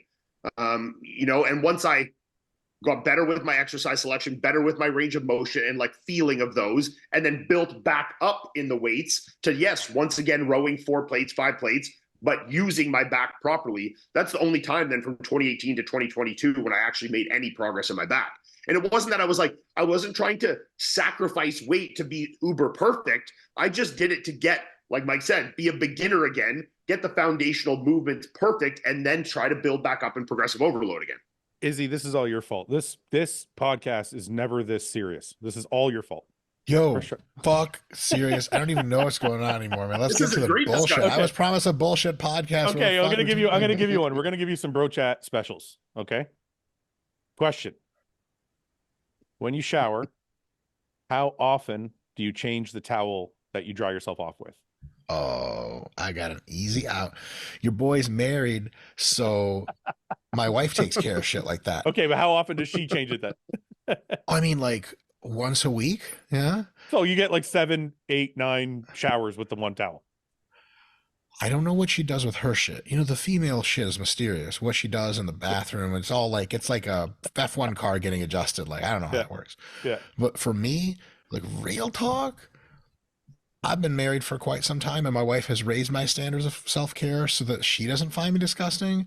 So like once a week towel change is great for me, but I alternate 2 towels anyway. So it's like I use the same towel every other day. So I'm good with that. Okay. But like back in my savage single days, man, when I was in my early or like late 20s, I guess, man, the towel change occurs, bro, when you can smell that shit. And then it's probably too late. And I did a lot of that shit. It was awful. I remember when I first met Melissa, I might change my bed sheets like once every 3 months. I know. And that's a lot. That's like a responsible adult. He changes our bed sheets like twice a week, Yeah. It's crazy. Yeah. Which is nuts to me. I would never do that much laundry. Okay. Izzy, what is your go-to cheat meal? And subsequent question, what is your ultimate choice for fast food? Fuck, man. All right, so like Chipotle, burritos. That's your cheat meal. It's your favorite cheat meal. It's up there, man. Like pizza's dope, but like Chipotle, just like it never disappoints, man. Okay. And I have diarrhea after. It's like in and out experience. It's like an enema. Yeah, it's cleansing. It's like it's earthy. They're like, we got organic shit. I'm like, I believe you. You know what I'm saying? I got E. coli every time I go there. And then my favorite fast food. Yeah. I mean, like if you could pick one that you could only have for the rest of your life, which one would it be? Okay, so like I have to consider health in that food because I don't like. Well, if I pick the one I want to pick, then I'm making it. What's the one you want to pick? What's the one? Taco Bell, bro. Taco Bell. Taco Bell could just be turned into a serum and pumped into my body, and I would just live happily in the Matrix. Like, dude, I don't know why. I didn't eat Taco Bell for like. This is a rant. Are you married to a Latina by chance? No, she's Asian. A Filipina. Yeah, just like he said, he likes burritos and Taco Bell. Yeah, I'm like, this guy's going down the fucking Mexican. Yeah, no, is that fucked up? Yeah, yeah. I just want to see fucking Mexican food left, right, and center. Gotta be married to a fucking. I've eaten a few Mexican meals in my day, sir. Do you have a hall pass? And if you did, who would it be? You could pick do not have a hall pass. Okay. If you did, who would it be? Man, like we talk about like historical figures and shit. Anybody you want. It could be a man, could be a woman. Hopefully it's not an animal. Whatever you want. That's cool too, though. Yeah, it's like there's Whatever. one goat in my property, man. I know he's looking at me like that. Don't look at me like that. I tell him, Satan. Um, but man, so like celebrities and shit. You go honestly, Anything, you gonna do honest anybody, answer? Like how honest are we being? anybody you want. There's Anybody. almost certainly like some degenerate porn star I've had on like my fucking Pornhub favorites tab. What You is know, your- like we'll cut right to the chase here. Like, Okay, I'm since not you trying went to get a down, relationship going. Who's the porn star? since you went down, yeah, who's the porn star? Dude, I don't know these people's names, bro. Okay, so I legitimately don't. And is she Latina? No, I'm not into. Okay, what does she look like? What Latinas, does no she look offense. like? Jared Feather, IFB Pro, he loves you, so get at him. I'm not into Latinas. Never really was. What They're if- beautiful, they're great, but not especially interesting to me versus random person. So. What does this porn star look like? Fouad, I don't have like a specific one picked out. Oh, I it's got, just like, any porn star. Any porn no, like any of the bitch in my favorites or whatever. Because like you have your fucking videos. Black chicks, like what are we going with here? Oh hell yeah, fuck yeah, no, absolutely. Like it depends on how the scroll wheel goes, you know. But there's like all kinds of fucking milfed out bitches, like that fake look. I love that shit. Okay, dude. okay, Like, okay. Let me degenerate as possible. I love it. Let me- Fouad just wants the biggest boobs possible. Let me. Fouad, my man. So does Mike. So does Van Wyck. Let me. I'm not a part of this, guys. I don't know, Let me. I don't know what they're talking about, honey. I don't know either. Okay, let's specify a bit. What is the go-to search category? This is some personal shit. So I'm like my high-ometer is like, how high are you, and should you be filtering yourself? No, don't filter. Just Honestly, like when bitches wear incredibly slutty shit and a lot of like shiny shit, like leather latex type of shit, but not that weird. Like, no offense, everyone's great, it's 2024, but like when the guys dress up like horses and shit and the women ride them, like I just like I'm on that fetish train, baby. My stop just gets off like 3 stops way fuck before that. In all mad respect, but I run into shit like that. I just want to clarify, like that shit. I wish I was into those people having a lot of fun. That ain't me. Just like fucking super slutty outfits and like the kind of a fucking rainbow of like I don't respect like race. There's all right kind of right answers. You know what I'm saying? And I don't know these people's names. I know there's a couple porn stars I could probably spot at the mall by sight and be like, oh my god, baby, that's a fucking degenerate porn star. Okay. Let me ask you this. So, in your marriage, how long you been married for? I don't know, like 5 years, I think. We don't, honestly, like keep track. How long have you? Okay, how long have you been together? 10 years, 20 years, 15 years? 7, I think. 7 years. Okay. Mm-hmm. Do you have to hide your porn addiction, or are you allowed to? Are you allowed? Are you allowed? What to, Wait, porn hold on, is addiction? my wife gonna see this? What porn addiction? Hey, listen, Fouad, never fucking disrespect me like that, bro. I can quit anytime I fucking want. And me share my screen, I'll delete my fucking shit right now, bro. I just proved to the world I'm in control. It went from watching porn to having an addiction. Yeah. You just told you haven't. Same thing.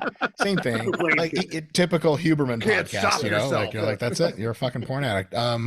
So my wife is cool as fuck. Like, number one reason I'm married to my wife is she's the fucking dopest ass bitch I've ever known. She's real as fuck. She's like a Bay Area Filipina, so she's like kind of gangster. It's a little scary sometimes, but like I'm like I fucking like jack off, and I'm like I will be jacking off to adult Matilda, and she's like sweet, like she jacks off to porn too, no doubt. Like, obviously I do it more because I'm fucking male and I'm on drugs, but like yeah, it's like, and like we talk about people, like she's known people that have known people that have been like the wife is like in kind of like mom shape, and she won't let the husband use porn, nor is she feeling confident enough to fuck him anymore. So it's like, and then he cheats and she's like shocked. It's like, bitch, are you out of your fucking mind? Yeah, like, you didn't give him anything at all. Yeah. Yeah, 100%. Okay, so let me give you a scenario. You're jacking off. Hell yeah. Where am I? You're in your bedroom. Right there. You're right there. You're right there. Yeah, you're right there. With us watching. I never jack off in my work chair ever. Blasphemy. In the dungeons just across the way. Okay, you're in the Got it. You're dungeon. sitting on leather chairs with your bare ass. You're in the dungeon. Yeah, right. It's the Terrible. worst. No, it's better, Awful. Ian, because you can clean it. No, better. man. I used to have a leather couch. I used to have a leather couch in my basement. That's where I would like sneak down, if I could get one, and like I'd get my bare ass on the leather. Like I can't do this. Awful. I'd sit on the carpet on the floor instead. Oh yeah, you're sticking to it. You feel even Okay, worse. okay. Let me give you the scenario. So you're in whatever area you're in, jerking off. The wife walks in. She catches you. Yeah. Does she join in or does she leave? Do you give a shit? Or do you just keep going? What's the scenario?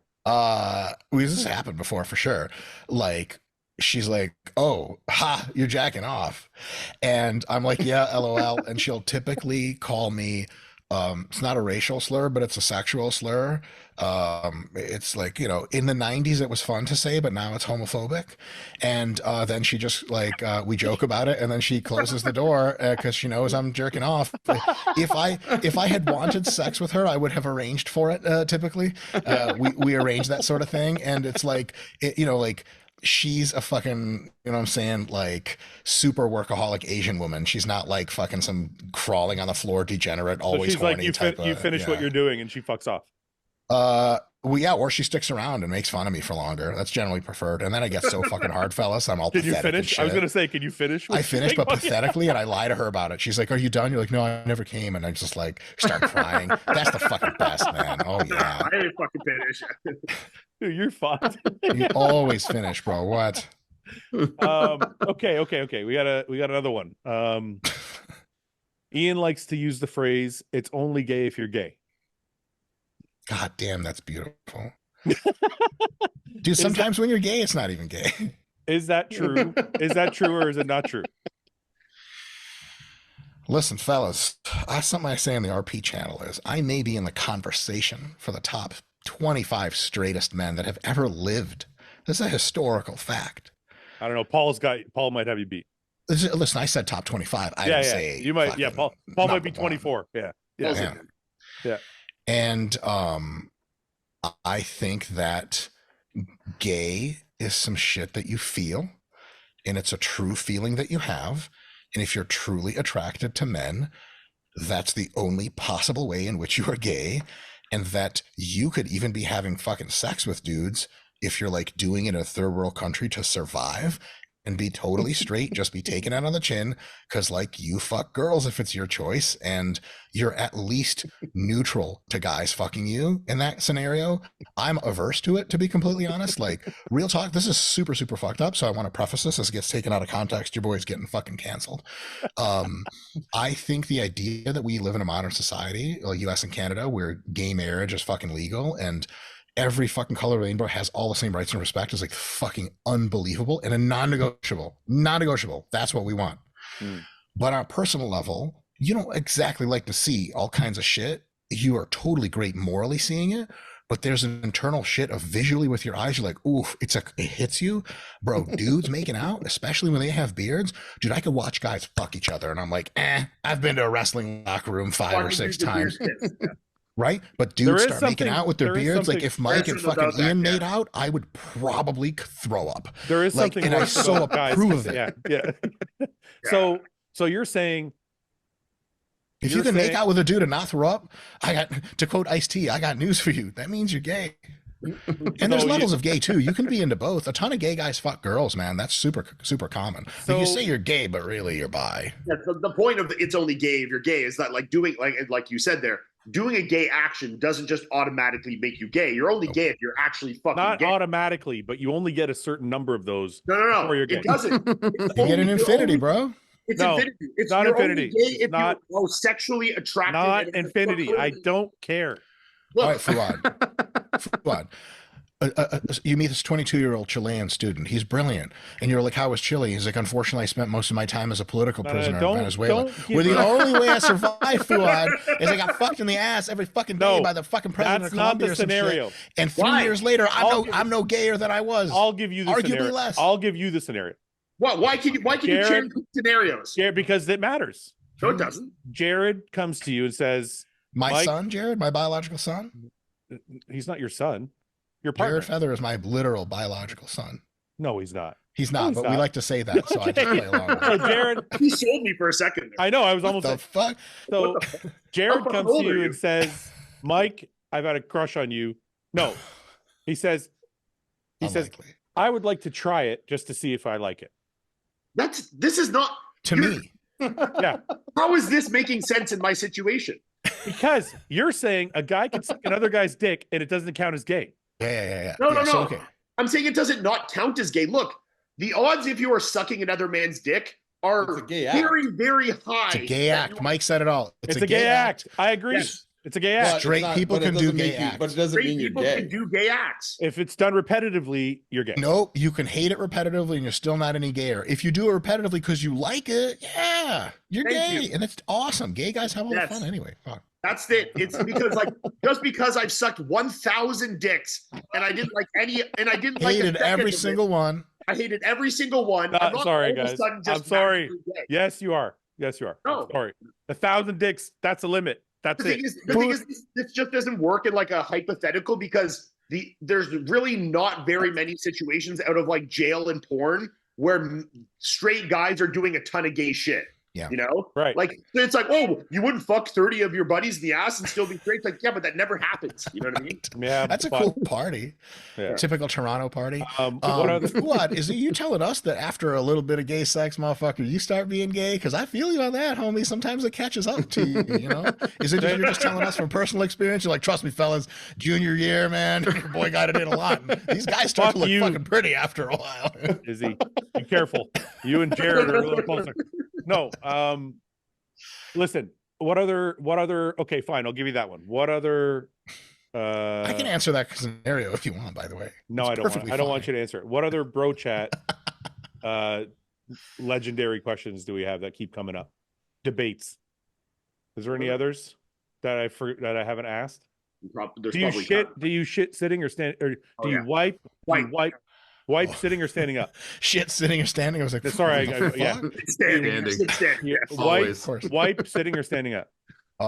I'm no longer anatomically able to reliably wipe unless I'm seated and my ass is pulled apart by the seat and I'm cranked forward. It's a system. I'm Wait, like, crank forward. crank You wipe. forward. You wipe between your You like legs. between your legs? oh, absolutely. He's No a way. Way. He's a Sam. Front- Yeah. Yeah. Oh yeah. Because like I don't You have get very shitty long balls? arms and I'm like 245 at 5'6". So like I don't know, man. There's just not any fucking room left. Boy, really? Plus my Between- dick's so big it takes up so much space. I gotta go It's around that funny shit. because when Sam told us this, we were like, this is insane. Nobody does this. And we Googled it. And it was like apparently 50% of people wipe Yeah. it from the front. Well, Yeah. you guys wipe from the back, Yeah. Give And I yourself a reach stand. around. So I go Ian like, stands up. right, I Mike? go like, Sam, sitting, I'm shitting. And then I'll get up to like here to wipe. What and the then- fuck? Hey, Ian, I got news for you. That means you're gay. Well, maybe. No, I'm man. kidding. Just a gay act. It's just a gay act. I'm It's a straight. gay act. That's true. You're no gayer. Yeah. Okay. Between the legs. Jeez, we're learning so much about you, Mike. Fuck. You guys keep asking me questions. Okay. I'm What trying else? to be honest and shit. What else you can we know? learn? What else? Okay. Let's before we get into more. I'll think of more of these. I want to get into something that Ian took a little bit of umbrage to. So, do you want to just tell the story? Ian, go ahead. You start. Yeah, Just get pull it fired up. up, Ian. Just Let's pull it go. up. Pull it up. I'll pull it up. Go ahead. You start talking. I personally didn't look at this because I wanted to hear Ian's take of it only. I only want to hear his take. Pull it up. He already embarrassed himself enough on there. I feel like I don't even need to do more, you know? Well, we're not going to do more. We're not going to embarrass Dave. It's not about Well, that. he It's just deserves about. he deserves to be embarrassed. It's Oh, more- I'm really curious what this is about. It's now. more about just explaining why it's wrong. Is it an adult film? So I'll Yeah. read for the Yeah. I'll read It's for the audio. Dave Colombo and Chris Aceto being absolute fucking buffoons. So Dave Palumbo on his podcast or something on his show was asked, do you think that the 22 million followers that Bumstead has are legit? Because 22 million is a lot. What does Jay Cutler have? Jay is pretty popular. I can't imagine Bumstead having that much more than Jay. And Dave's response was 22 million is like celebrity. He's got more than Angelina Jolie. Sounds a little suspicious to me. If he had 20 million, don't you think that Versace and these companies would be offering him the big bucks to do a post? If Chris really has 22 million followers, like legit 22 million, he should be selling his own energy drink. If Logan Paul could sell Prime, Bumstead could sell an energy drink as well. And then Has and two one more. energy drinks. And then Oh, Aceto said, Aceto said if 20 million was a real number, you would have mainstream advertisers like Diet Coke having you with just a Diet Coke and you would get paid. Okay. So boomer response oh, fucking for out. sure. Do you want to go ahead and take it, Ian? I mean, for one, Chris owns an energy drink company. For two, using Logan Paul as the example with Prime, like Logan Paul doesn't own Prime. It's owned by Congo Brands and like the distributors, the manufacturers, and private equity guys. Like he might own like 1%. Chris owns a company that's an energy drink company. Yeah. And saying like Diet Coke, like how fucking out of touch are you that Chris is going to sign? Like I don't know. These guys are just fucking so I out found of it. touch with this. I found it very strange that, and I guess not everybody should know everybody's business, but Chris's energy drink has been out there and is pretty public. I was kind of shocked that Dave didn't know that Chris already had an energy drink. Well, whether he knows it or not, and then saying things like be doing deals with Versace and Coke and like blah blah blah. It's like you're just and comparing him to Jay. I mean, look, I bet if Jay came on here right now, he would be the first one to say Chris is way more popular than I am, and like he knows that. Yeah. You know, Chris is an anomaly in this industry. It's literally no one is even remotely close. And to sit there and be like that the followers are fake or whatever some bullshit is, like I can tell you firsthand, and this is not even a word of exaggeration. Fouad knows this when he's talking about like Versace. One, Chris wants to build his own things. He doesn't want to be a fucking employee for people building brands. He wants to build his own. Two, I know Chris literally turns down these companies coming to him left, right, and center for $100,000 to $400,000 a month offers regularly. These are companies coming with him with $1 million plus, $3, $4, $5 million a year offers that Chris turns down casually because he wants to build his own thing. So when you sit there and say things like Versace and Diet Coke, it's like, how fucking out of touch are you? Like, they just sound retarded. Well, it's also it's a very stupid thing to say because you don't know who's coming to him. You have no idea. You have no idea. Fouad. That's so true. I'll take it one step further. It's not really demonstrative that you know much of anything at all about the situation. As a matter of fact, illustrating your lack of knowledge, saying he should do an energy drink while he already has one, that's a way to, like, you go to your 7th grade dance and trip on the way in. Like, that sucks to start with, and it just doesn't get much better. Dude, I pop off at the mouth all the time about some shit I don't know anything about, and that's what that sounds like. Like, well, I'm not hating the guys for it, but it's like fucking terrible takes. We all if he had said something like, look, the numbers on social media don't exactly represent what's real because there's a lot of bots and blah, blah, blah. That would have been true for everyone. That's true. That's true for everybody. If you took 3 seconds, which they clearly didn't even look at his Instagram, they're just saying things. Right. If you went and looked at every single post of his Instagram, they're completely indicative of the numbers. Of course. Like, he posts a post, he has 22 million followers. Every single post has 1, 2, 4, 5 million likes, 60, 70, 50,000 comments. Ian, you know, I'm just trying to give him just crazy how you like make these things, you know? I'm trying to give a little bit of credit. Like, all of us have bots and fake followers that we didn't buy. They just happened, right? So I'm saying if he said like he's got 22 million, maybe 1 million of them are bots or whatever, that would have been reasonable to say. What he's saying sounds like they're all just fake and it's not real. And it's like, one, too, like saying something like Angelina Jolie, for one, bro, she's fucking 60 years old. And that is not the consumer base of Instagram. Also, these like Hollywood people aren't like avid Instagram users that are connected with their fans, like people in like influencers like Chris are. Kylie Jenner has 1 billion followers, but she's not like an A-list actress like Angelina Jolie. She's half her age. And is just an influencer. So it's like, it's just such a stupid different world. I don't know. There's probably 100 celebrities we watch in movies all the time that Chris has way more Instagram followers. It's such a stupid statement, you know? I don't know also if Dave or Chris have been around Bumstead when he's at an event. Because, like, for example, I've had people message me and go like, hey, are you sure Sam's numbers are real? And I'm like, what is that? Yeah, I am sure. I'm to an event. Especially because I went to an event and saw 5,000 people fucking lined up for 12 fucking hours. Like, this is not. We'll see Chris have lines that are 12 hours long that people have flown 16 hours to shake his hand and take one picture. You know, this is commonplace. It's just like, I don't know. I just look, it doesn't offend me. I mean, it's just hilarious to me how it's like you can be someone that is a news outlet in this industry, talk about these things. Chris Aceto is coaching top level pros and Dave's in this industry for a long time. And someone like Chris, that is literally like the pinnacle of success in this industry right now. And then you just see these like statements that are like so uninformed of like, he should have an energy drink. It's like, well, he doesn't have an energy drink. And then you're using Logan Paul to compare who doesn't even own his energy drink. And it's like, you're just saying these silly things that it's like, bro, what the fuck are you talking about? You know? I think this is kind of across the board in the industry though. Is from after owning my own brand now, I've noticed that like most people that don't own their own brand or aren't like behind the scenes of the industry have no idea what's really going on behind the scenes. Like, what's this guy getting paid? What does he own? What is he like? They have no clue. So somebody will make something up and then everybody else will run with it. They don't actually have an idea of how things are structured. No, but then like, and that's fine. And I don't expect Dave or Chris to know anything about Chris. I don't care whether they do or not. But then don't go sit there and say he should do this, he should do this. His numbers might be fake when it's like you literally just don't even know what the fuck you're talking about. You know? Well, it's a really weird thing to say too. Like, why would you discredit somebody you have no clue about? That's Yeah, like, what, Fouad? Come on, that's how you get clout. Just talk that shit. That's how come I got. I thought, you know, I thought that I'm like, maybe this is a troll job to like get everybody talking but like, about it. You would think too, someone like Aceto, who's coached Ramon and maybe has some like intimate details of kind of the numbers Ramon does. Yeah. And look at his Instagram following and the likes and comments that he gets and how much product he sells. And like, I know in Brazil, Ramon sells like ridiculous amounts. Like we're talking astronomical values of product sales. And Chris is still at a different level than that, you know? So it's like, you'd think if you were coaching a guy like this and you were seeing, okay, Ramon's got 2 million, 3 million Instagram followers. He's doing this. He's making this kind of money selling, that you could only extrapolate to Chris and not like sound like a fucking Looney Tune, you know? Yeah. It's not like he's like out of the world of not knowing that guys like this, like he knows Ramon is probably making hundreds of thousands of dollars a month. Like he knows this kind of stuff, you know?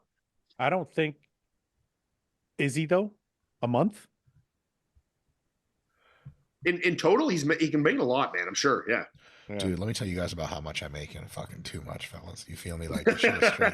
I'm overwhelmed with this shit. I would like to know, because your app is the biggest, just to give you a plug, the RP app is the biggest training app out there. So you're in the bodybuilding world. Yeah, I guess. So you're probably banking a ton of money yourself. Well, tell us about it. How much are you making? We weigh our money with crates. So I can give you like an estimate. On skids, yeah. You're like Pablo Escobar. You just weigh the plan's coming in. You know what I'm saying? Most of the money stays in Florida and Alabama. You know what? Yeah, I was kidding. Can I get the butlers paid? I just want to touch on this money thing for a second, because I saw a comment that really, really bothered me. So Samson, you know, Samson Dauda is obviously, Mike, I don't know how much you follow bodybuilding. Do you follow? I've looked at photographs of his on the internet for long periods of time in a row. So Samson has been competing a lot. And one of the things Samson says is that he's competing a lot, especially these last two shows in Europe after the Olympia. He did because, one, they've always treated him well at those shows, so he wanted to give back something by going back and competing again. Two, because he likes his European fans, being from Europe, and wanted to give back to the European fans by competing in front of them, because they can't all get to the Olympia. And that was kind of his statement. The response I saw from somebody was, he doesn't give a shit. He's just doing it for the money, and he's money hungry, and you can tell because he just bought a McLaren.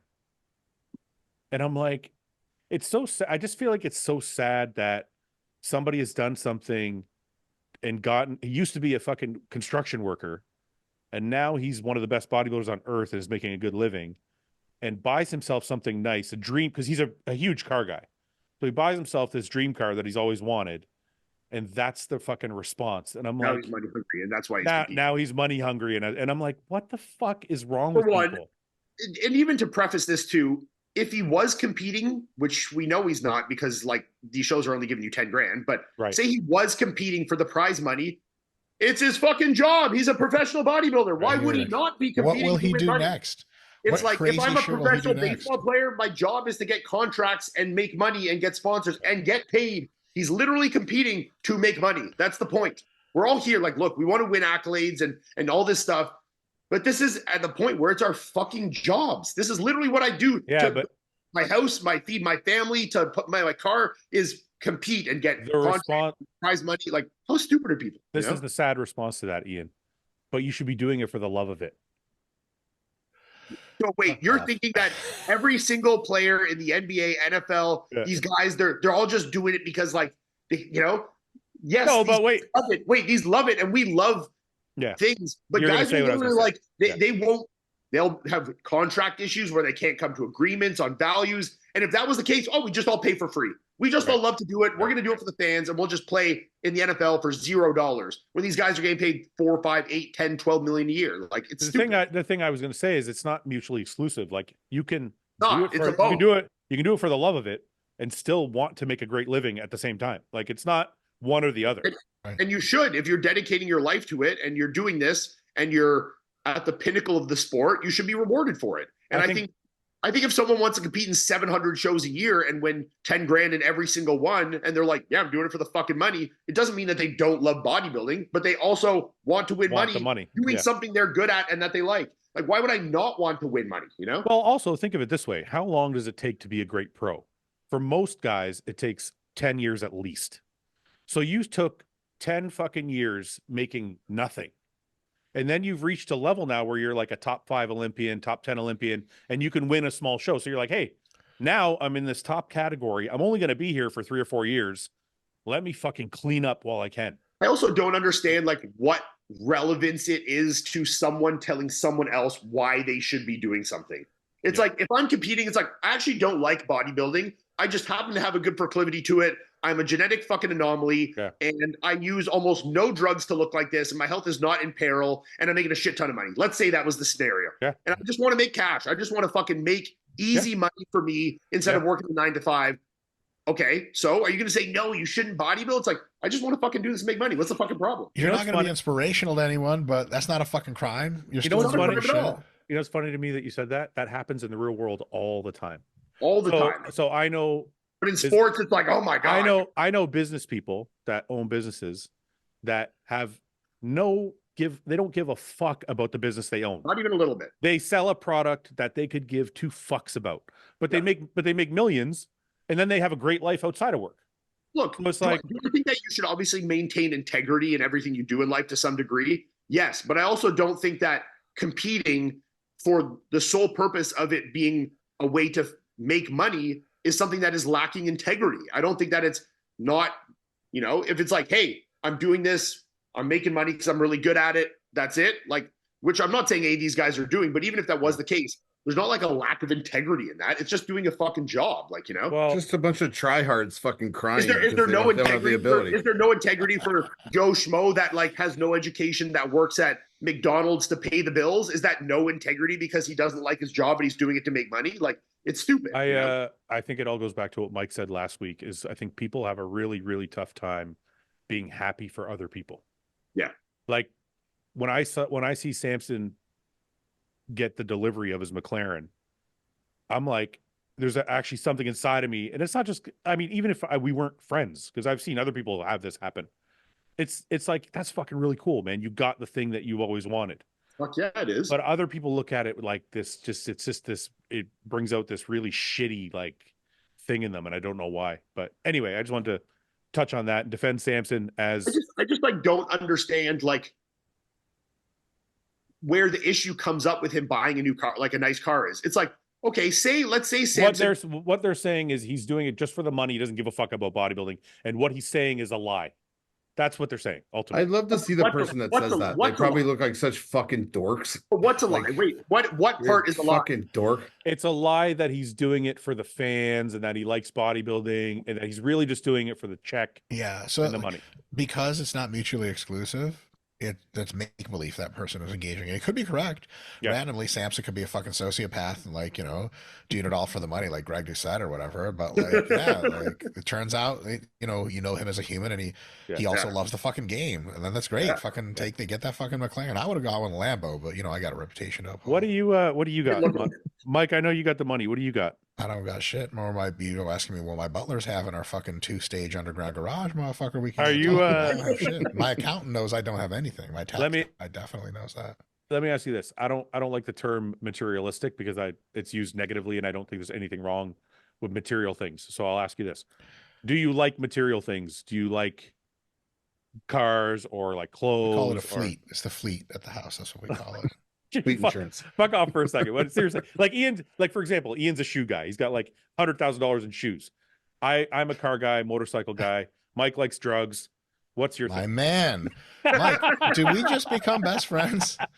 I'm just fucking around. I'm much closer aligned to Mike than we're all into drugs. We all. I'm just trying to wake Mike up. He seemed like he was a little bit out of it for a second there. No, but all of us kind of have our thing. So what's like? Do you have a materialistic thing or no? Yes. So yes, I do have a few materialistic things, but they're purchases that would have gone differently if my wife and I had to redo them, and they serve a net value producing function, so they're not like something that weighs on me a ton, and that's the house we have Okay. and the gym that we have. But in every other conceivable way, my wife and I are insanely financially conservative because as a Jew and Asian respectively, our number one drug of choice is watching our wealth grow and just going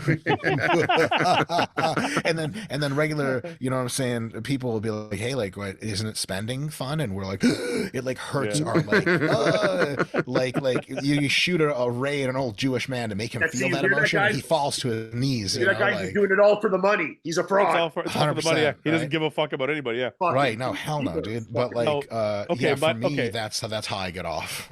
Okay, but aside from the investment side of things, because that's Fouad, great. there is no other side. Is what I'm trying to tell you, dog. There's no like frivolous thing that you're like most people like. Some people buy watches or like, what is it? There's a frivolous thing.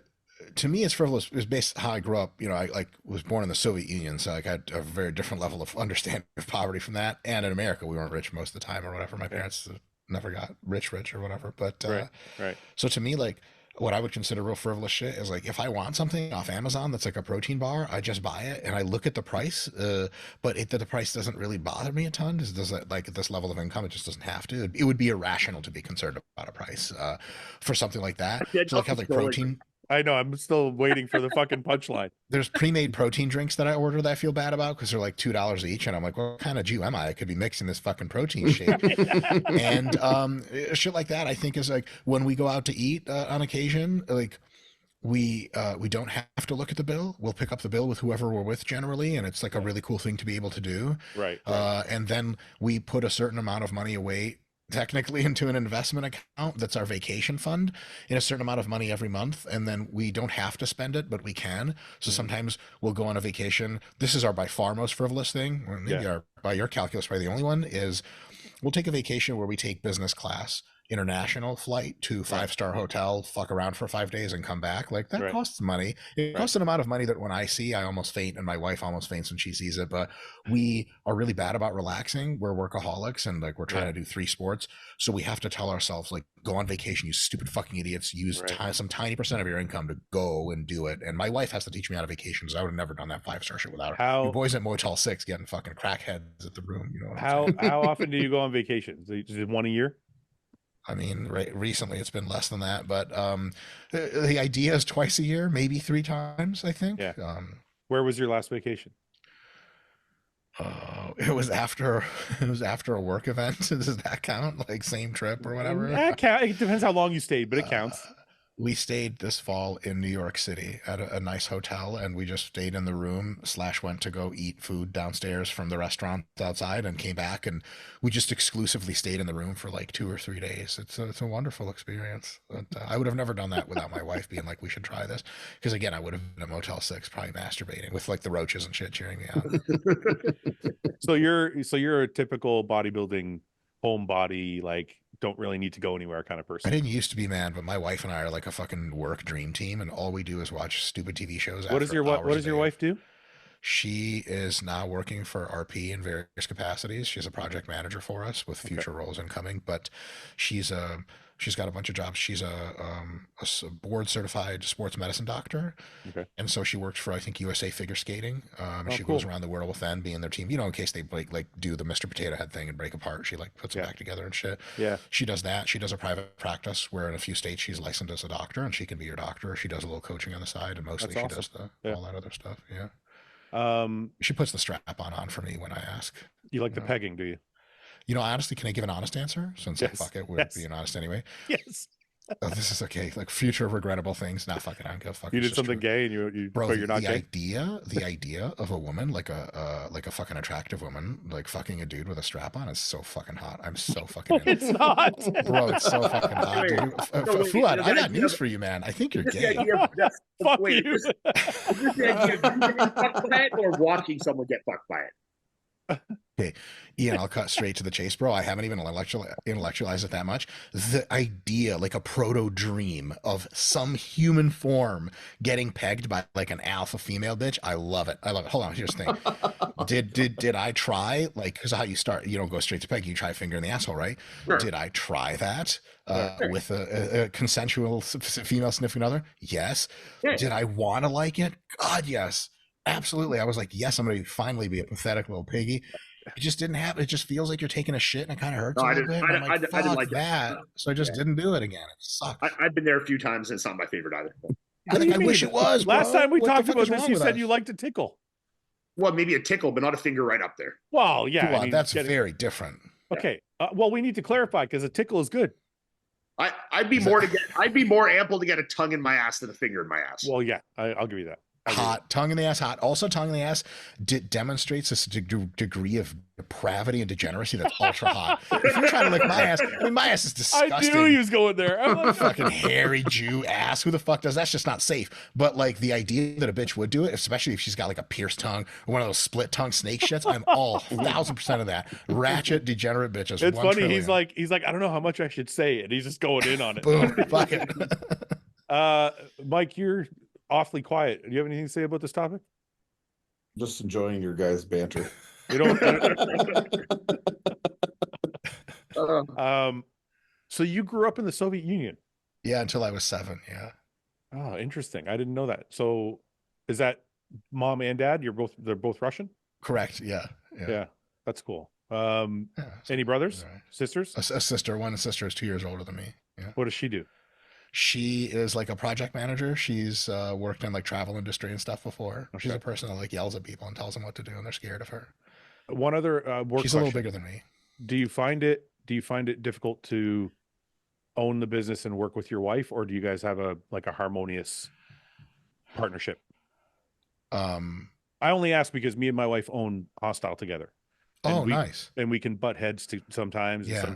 But lately, like, it seems like the longer we own the business together, the more we both found our groove. So I'm just wondering what your thoughts are on that. I don't manage my wife's job. That's somebody else's job in the company. So Okay. I get that huge benefit. Right. So I work with her as a teammate, as a coworker, and she's a fucking amazing coworker. And we have differences and we resolve them. But usually it's like she hits me and she tells me, shut the fuck up. She'll press a knife up to my neck, like just to close enough so I know not to Just to break the skin, you know? Yeah, and then I just like shiver myself to sleep at night later that day.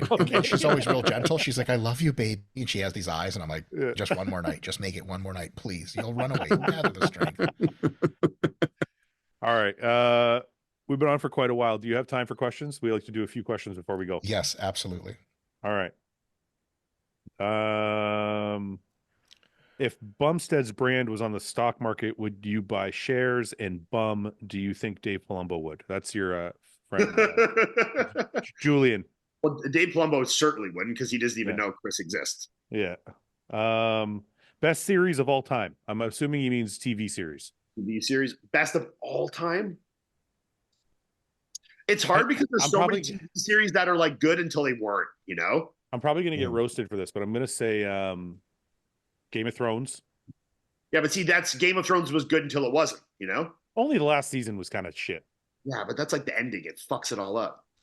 But I could Sopranos is another one. Mm-hmm. Succession's good. Succession's awesome, yeah. You know what show I actually really liked and I watched a lot is that Last Kingdom. I like that. I also was going to say, this one probably get roasted for, but Yellowstone and the spinoffs. Oh, Yellowstone for sure. Oh, you like it? I didn't know you guys did like that. Okay. Yeah, because it has. Is that like a Brokeback Mountain, the last 8 seasons for you, Mike, so you can see the Izzy, do you watch any TV or no? Do you have a favorite series? The TV I typically watch would be either YouTube or like I watch a lot of Justice League cartoons and Dragon Ball Z and Batman. Like in some very central sense, I'm like a child who never grew up or ever had friends or got laid and all that stuff. But so a lot of that. But my wife, I'll watch TV with her, and she watches like Real Housewives of Atlanta, I can't do ratchet that. shit like Shocking. that. And like, bro, especially if I'm high, I love that shit. 'Cause, Really? like, That's fuck Melissa's yeah. bread and butter is that shit. Because like, would I get like, I have modes, bro, so I can flip into like gay guy gossip mode, and like these black bitches get it on, and that's like there's Especially so in many Atlanta, opportunities to be like, especially Atlanta. girl, oh yeah, dude, they don't fuck around. So it's just Atlanta's like all black. permanent drama. Like our lives, if we had a reality show, they would cancel it after the first fucking episode because you guys are boring as fuck. Yeah, Compared yeah. to them, they know how Yeah. to fucking jam. So Yeah. it's decent exposure. I would have never watched it on my own. Blade Trinity is the greatest series of all time. Sorry, the Blade Trinity, Yeah. Blade 1, 2, The and movie. 3. The movie. The movie is just Yeah. just Oh, yeah. works of mastery. Yeah. Yeah. So so I'm assuming I can assume you're like a Marvel Comics kind of like that's your thing.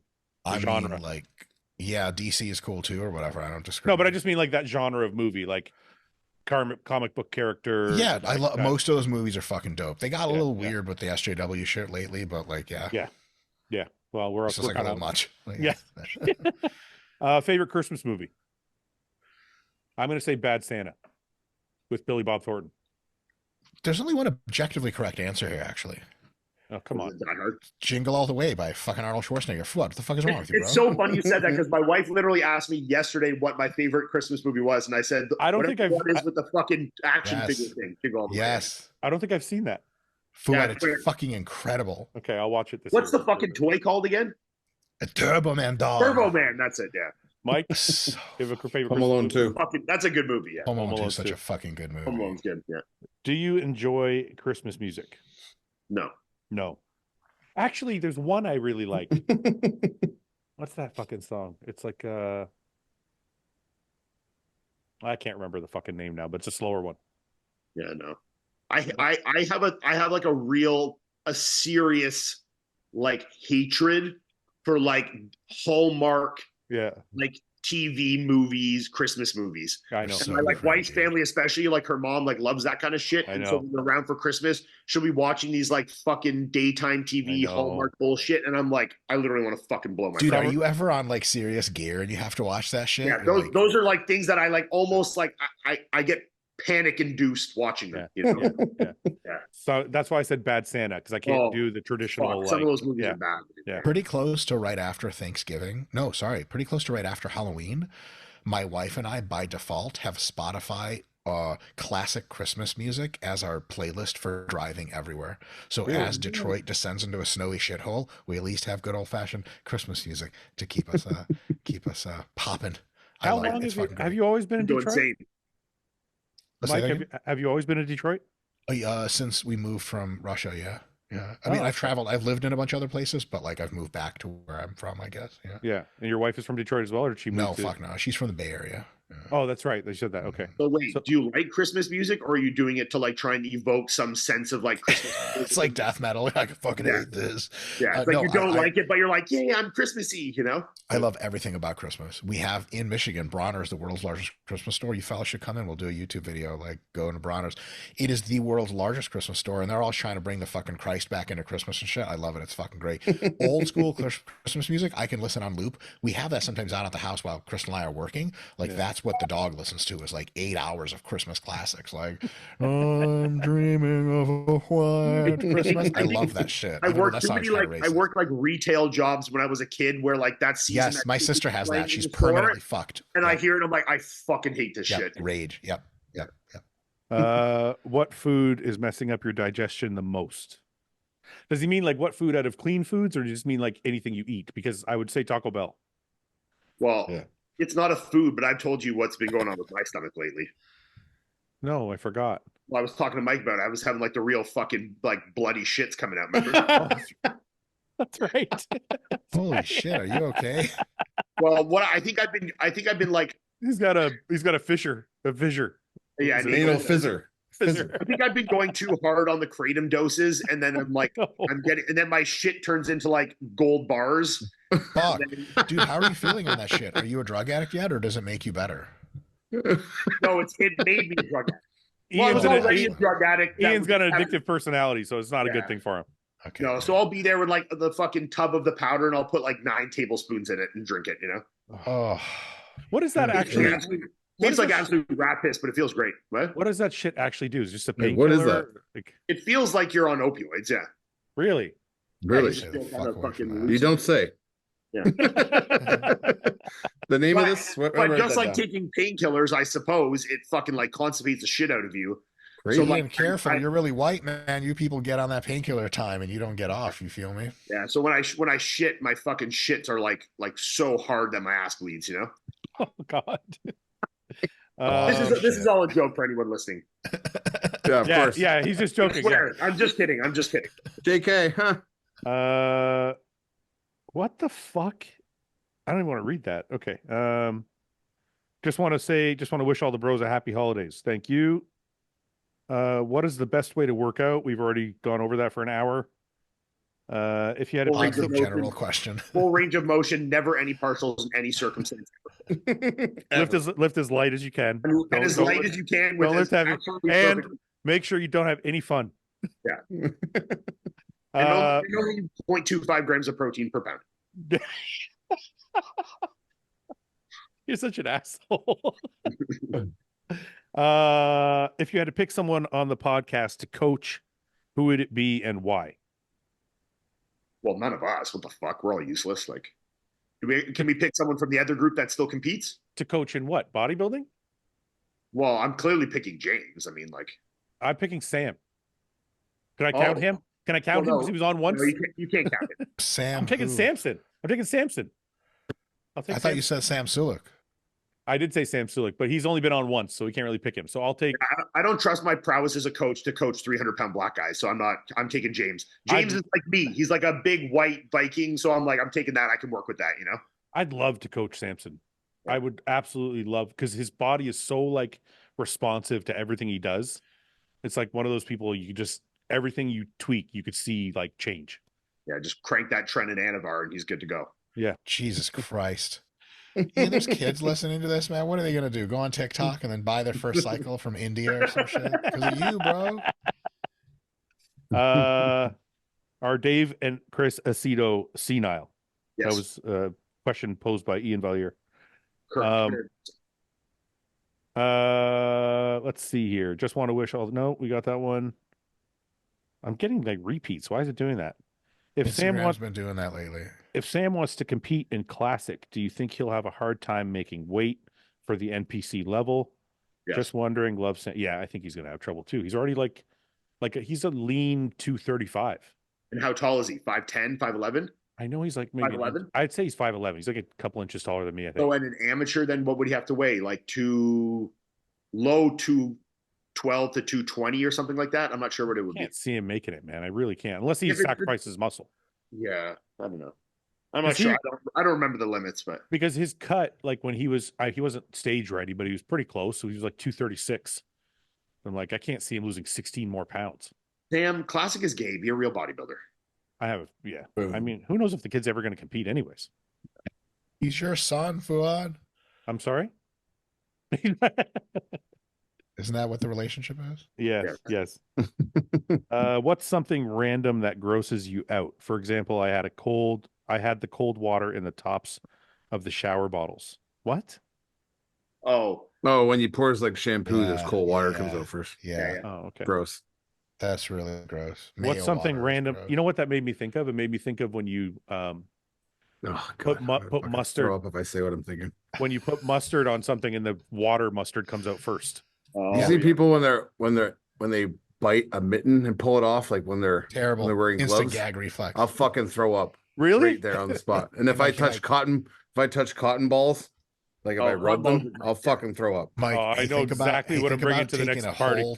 Whole towel, folding it up, and trying to stuff that in your face. When I think about that, I'm like, oh man, dude, I can throw up on command, bro. My gag reflex is fucking. I'm built for fucking gay porn, dude. Bring it on, fucking bring it on. Okay, I'm bringing cotton balls to the next outing. Do you have anything? Oh, fuck it. I won't go anywhere near you. I'll fucking run away from you. There's nothing that grosses you out. There's nothing that I don't know if it's something that seriously grosses me out. Fucking gonna throw up right now. Hey, Fouad, I got news for you. That means you're gay. Is that what it means?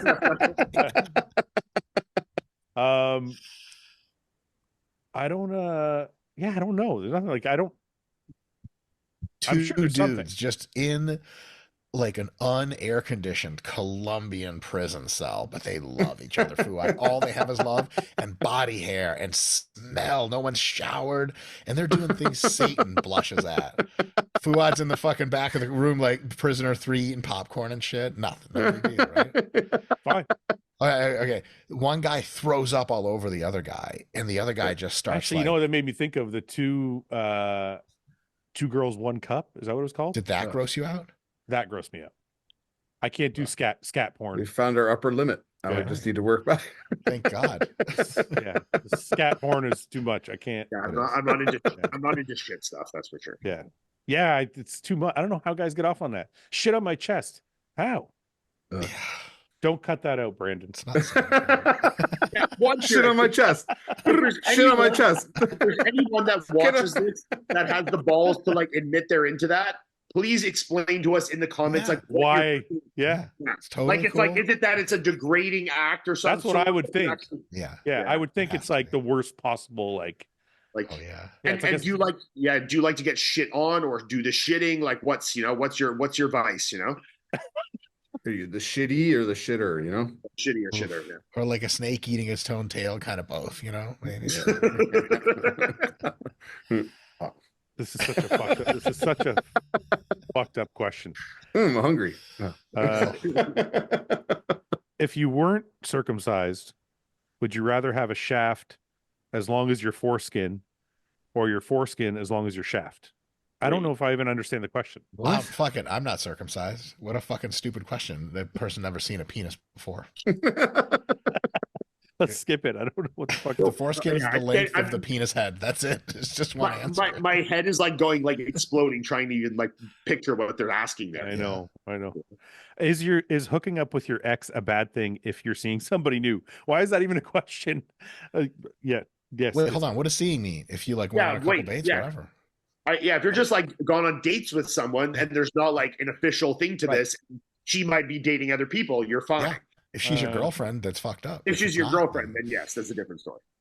I don't know about the whole seeing people shit. I've never been that way.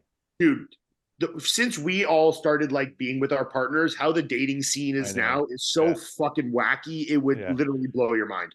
Like I'm like, Melissa listens to some of these shows, like this one guy that was a guy on The Bachelor or Bachelorette, and he has like a call-in show, and people will call in like and talk about their shit, and he gives them dating advice and stuff. If you heard the shit these people talk about, and like that seems like commonplace in relationships nowadays, and how they operate in the dating world and stuff, it would fucking blow your mind. It's crazy. It's actually crazy. I was just always in like 15 years, so I don't even fucking know, but it's wild to hear this shit, man. I was always kind of like, if I was seeing somebody, I was seeing them because I was moving to the next level. Yes. So I'm like, I wouldn't really be fucking around on that person. Yeah, I never had enough game to have like multiple people going at the same time. So that was never happening for me. I just didn't have the energy for it. I was like, I'm not gonna fucking date you and then date you and like. You start using the same jokes on different bitches, and you're like, have I used this one before? Yeah. Let's see. How old were you when you realized you liked women? 12. Or in Ian's case, 42% men. Yeah. And we've established Ian's 41% gay. He's 41%. Listen, there's some cute fucking guys out there, man. Orlando Bloom exists. Well, is that your go-to, Orlando Bloom? In 2001 or whatever Lord of the Rings came out, Orlando Bloom, if he was like, listen, let's just make out, tell no one about it. I was like, what about like a Brad Pitt and Troy? We're all Brad Pitt fans.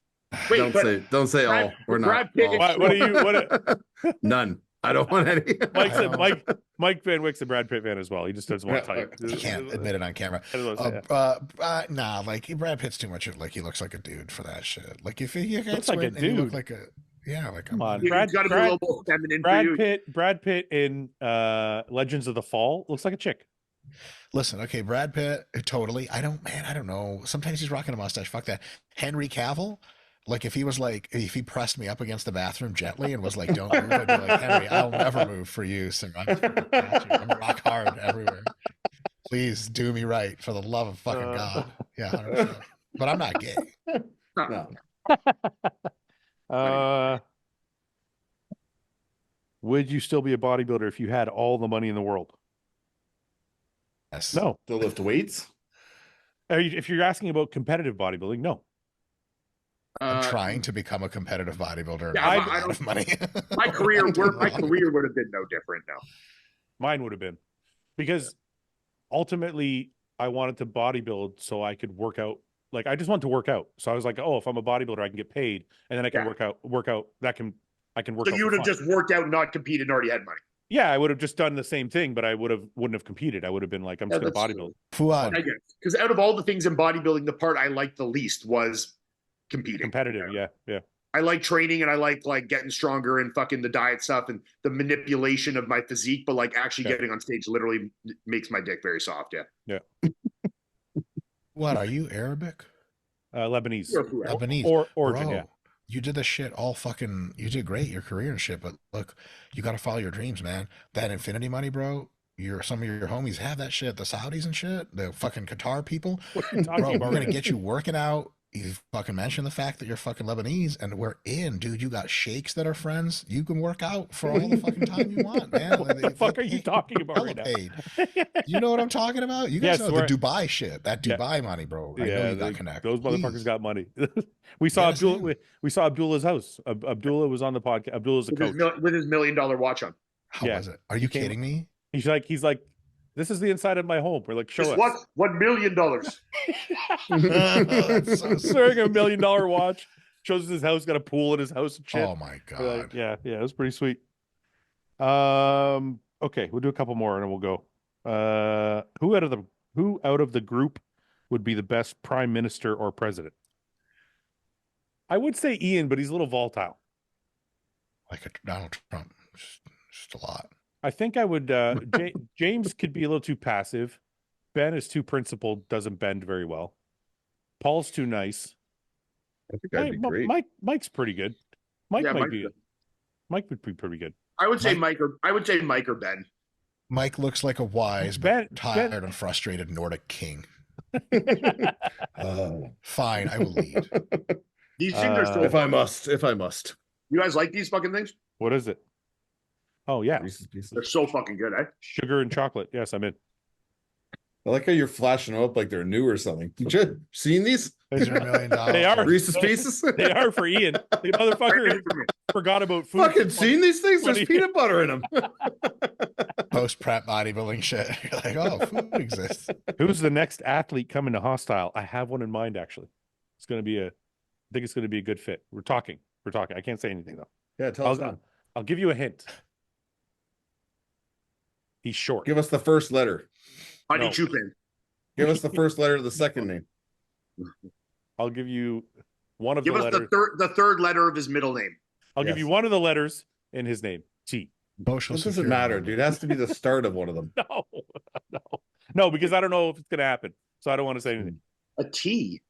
What the fuck? Lee Priest. Yes. Yeah, that's like, I can't think of people with T's. Fine guess. Hunter Labrada. Ooh. Possible. Hunter does love Hostile.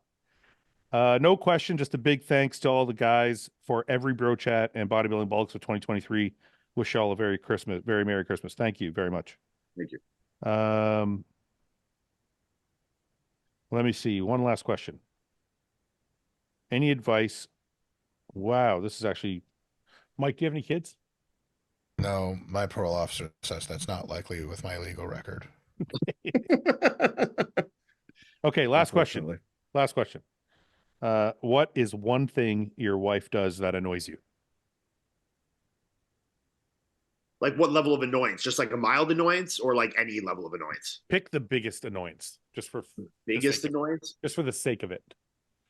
I mean, there's mine's very vague though. Mine's like, my wife will never break any fucking rules, and it drives me absolutely batshit because she's just by the book on everything 100%.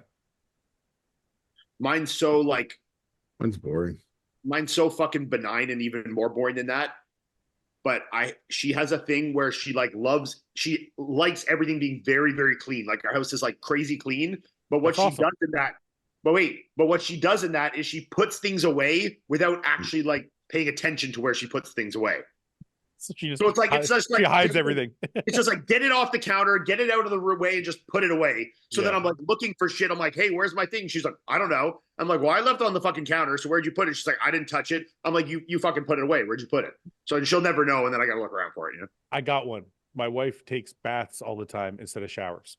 That's fucking weird. Bougie. That bothers me. What a waste of fucking water. Jesus. Does the butler pour the hot water over her body? Israetel, you got one? You know, every goddamn time my wife just opens her fucking trap. Some shit like, Done it. I wash the dishes, honey. I don't want to hear it. I guess a real one is like she pushes herself sometimes too hard at work, and then just not bad. Is not good at recovery. Like she's one of these people like left her own devices, she would just shrivel up and die. But that's not a pet peeve. That's something you care. I'm like that with Summer. That's more something that you care about her. That's why. Oh, I'm not like a. What's like an annoyance? Oh yeah. Okay, great. So she doesn't really do this anymore, but like we do drive in the car together, and she's in the passenger seat, and she's got the volume on, and she's doing the doom scrolling through fucking Instagram. So I get bullshit first 5 seconds of some stupid fucking TikTok song I never wanted to fucking hear stuck in my goddamn head with some bullshit noise in the background, some fucking exercise recommendation, some yoga video, and then it's just this noise, just clutter. It's like and just I'm just like, I want TikTok attacked with nuclear weapons. Go away. The concept of the real.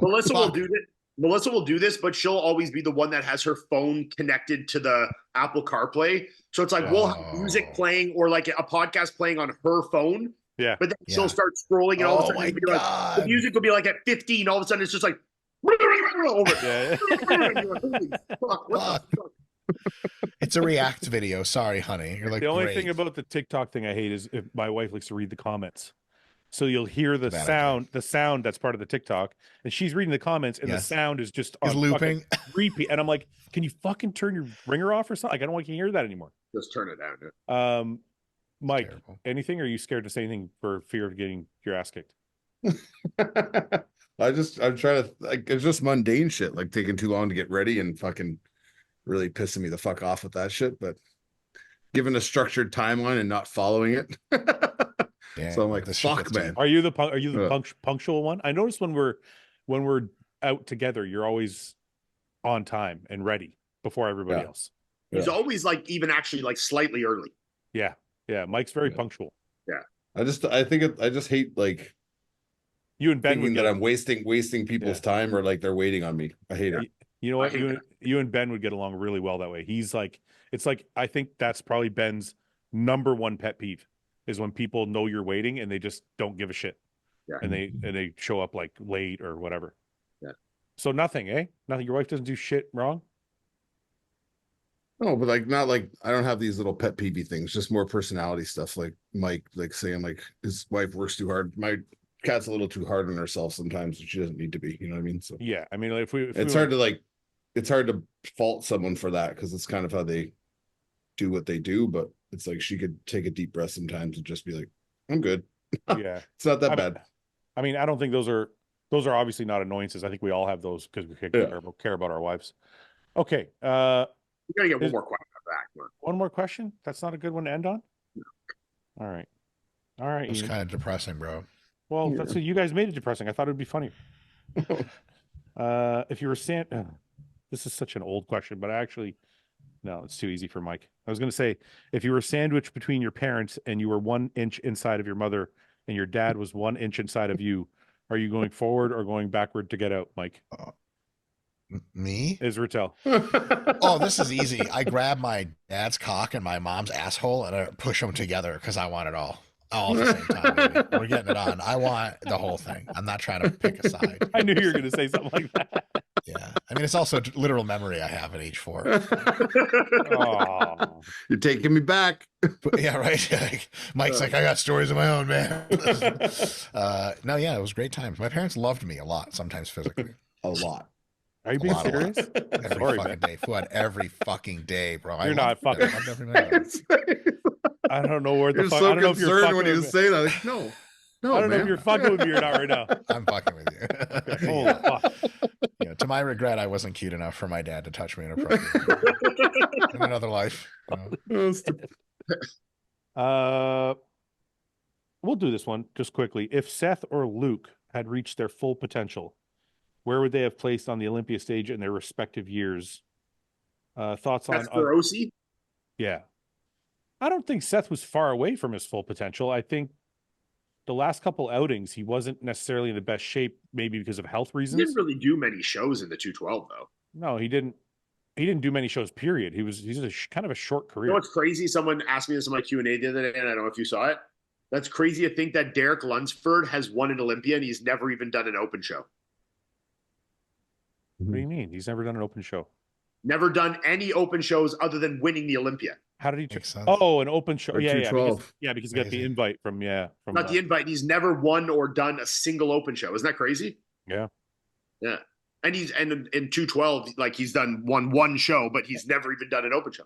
Hey, speaking of that, do you think Nick should get a special invite to the Olympia because he injured himself? Don't ask me, bro. You're gonna abstain from that one, Mike Van Wyck? I'm just very anti. Like, look, I understand from a promoter standpoint, but I also think that Nick is very, very much capable of winning a show and qualifying. Yeah, I just don't think he needs the help. So well, I don't think he needs the help, and I also think that we've started to go in this thing of like, you know, we've all talked about eliminating that the top fives getting qualified and do less so that these big guys are competing more and blah, blah, blah. And injuries are a part of sports. Like in every single sport at every single level, injuries happen. If we start like giving, oh, he got hurt, so we'll, you know, I don't know. I just think it's a slippery slope, and I don't think you should do it.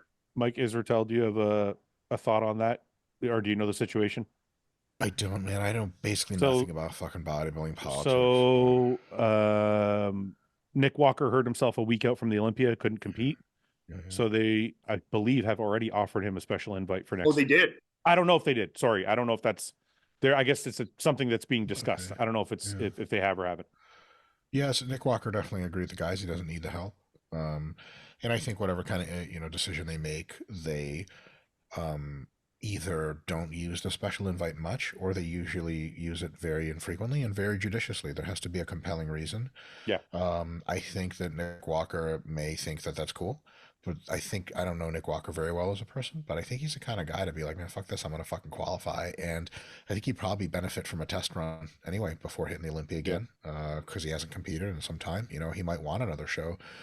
So honestly, like there's a lot of ways in which it can be right or wrong answers in this case. I agree, and we've had this discussion before, and I've always been consistent with my view on special invites. I obviously understand it from a promoter standpoint of view, and that look, this is a business, and you obviously want these guys at the shows and blah blah blah.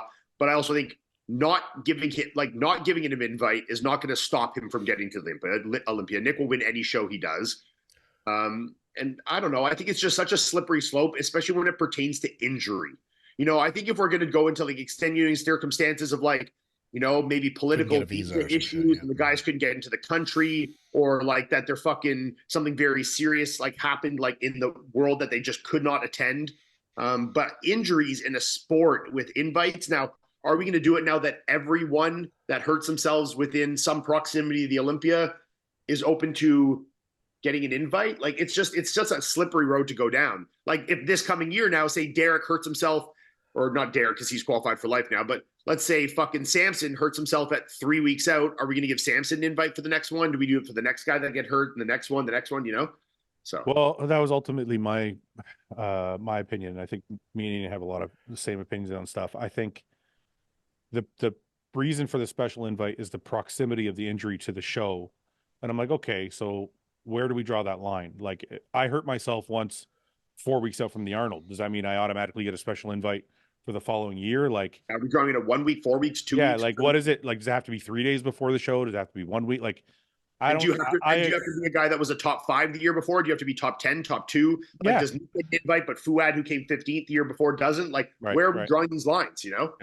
Yeah, I don't think I'm with you, Ian. I don't think injury is a reason for a special invite. I think that's part of the game.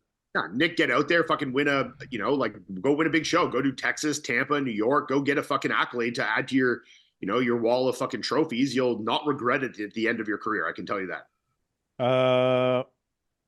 Mike? we usually end the podcast with a prayer. Do you want to do the honors this week? Are you for real? It's like I'm too high for that. Satanic shit is cool, I guess. Yeah. Satan is Yeah. Lord. Whatever you want. It's your prayer. Oh, Your prayer. damn. Paul says dear leader, so like you can do whatever you like, you know. Damn. Yeah. Is Justin Trudeau still the guy who heads shit up over there? Yeah. Yeah. Listen, this prayer goes out to Justin. I love that woke shit. Keep it coming, big homie. White people are evil, whatever. I love it. It's great. And he's really good looking. So to our prime minister, Justin Trudeau, fucking hail Canada or whatever. Okay. Let the maple leaf fly proud and shit. Oh, we got to fucking clip that one. That's good. All right. Fair boys. Guys, thank you very much. Mike, thank you for the podcast. I know we went a little pleasure. longer than expected, No, but no I worries at all. appreciate it greatly. Guys, Yeah. thanks for Hey, having me boys. on. Huge fan of all of you. And yeah, maybe in May or June, we'll Jared and I will be at Pure Gym, and maybe we can catch a few collabs or some shit like that. Yeah. Yeah, that'd be cool. Dope. OnlyFans, let's do it. Okay, guys. All We'll right. see you soon. Okay. See you guys. All right, Bye-bye. boys. Yeah.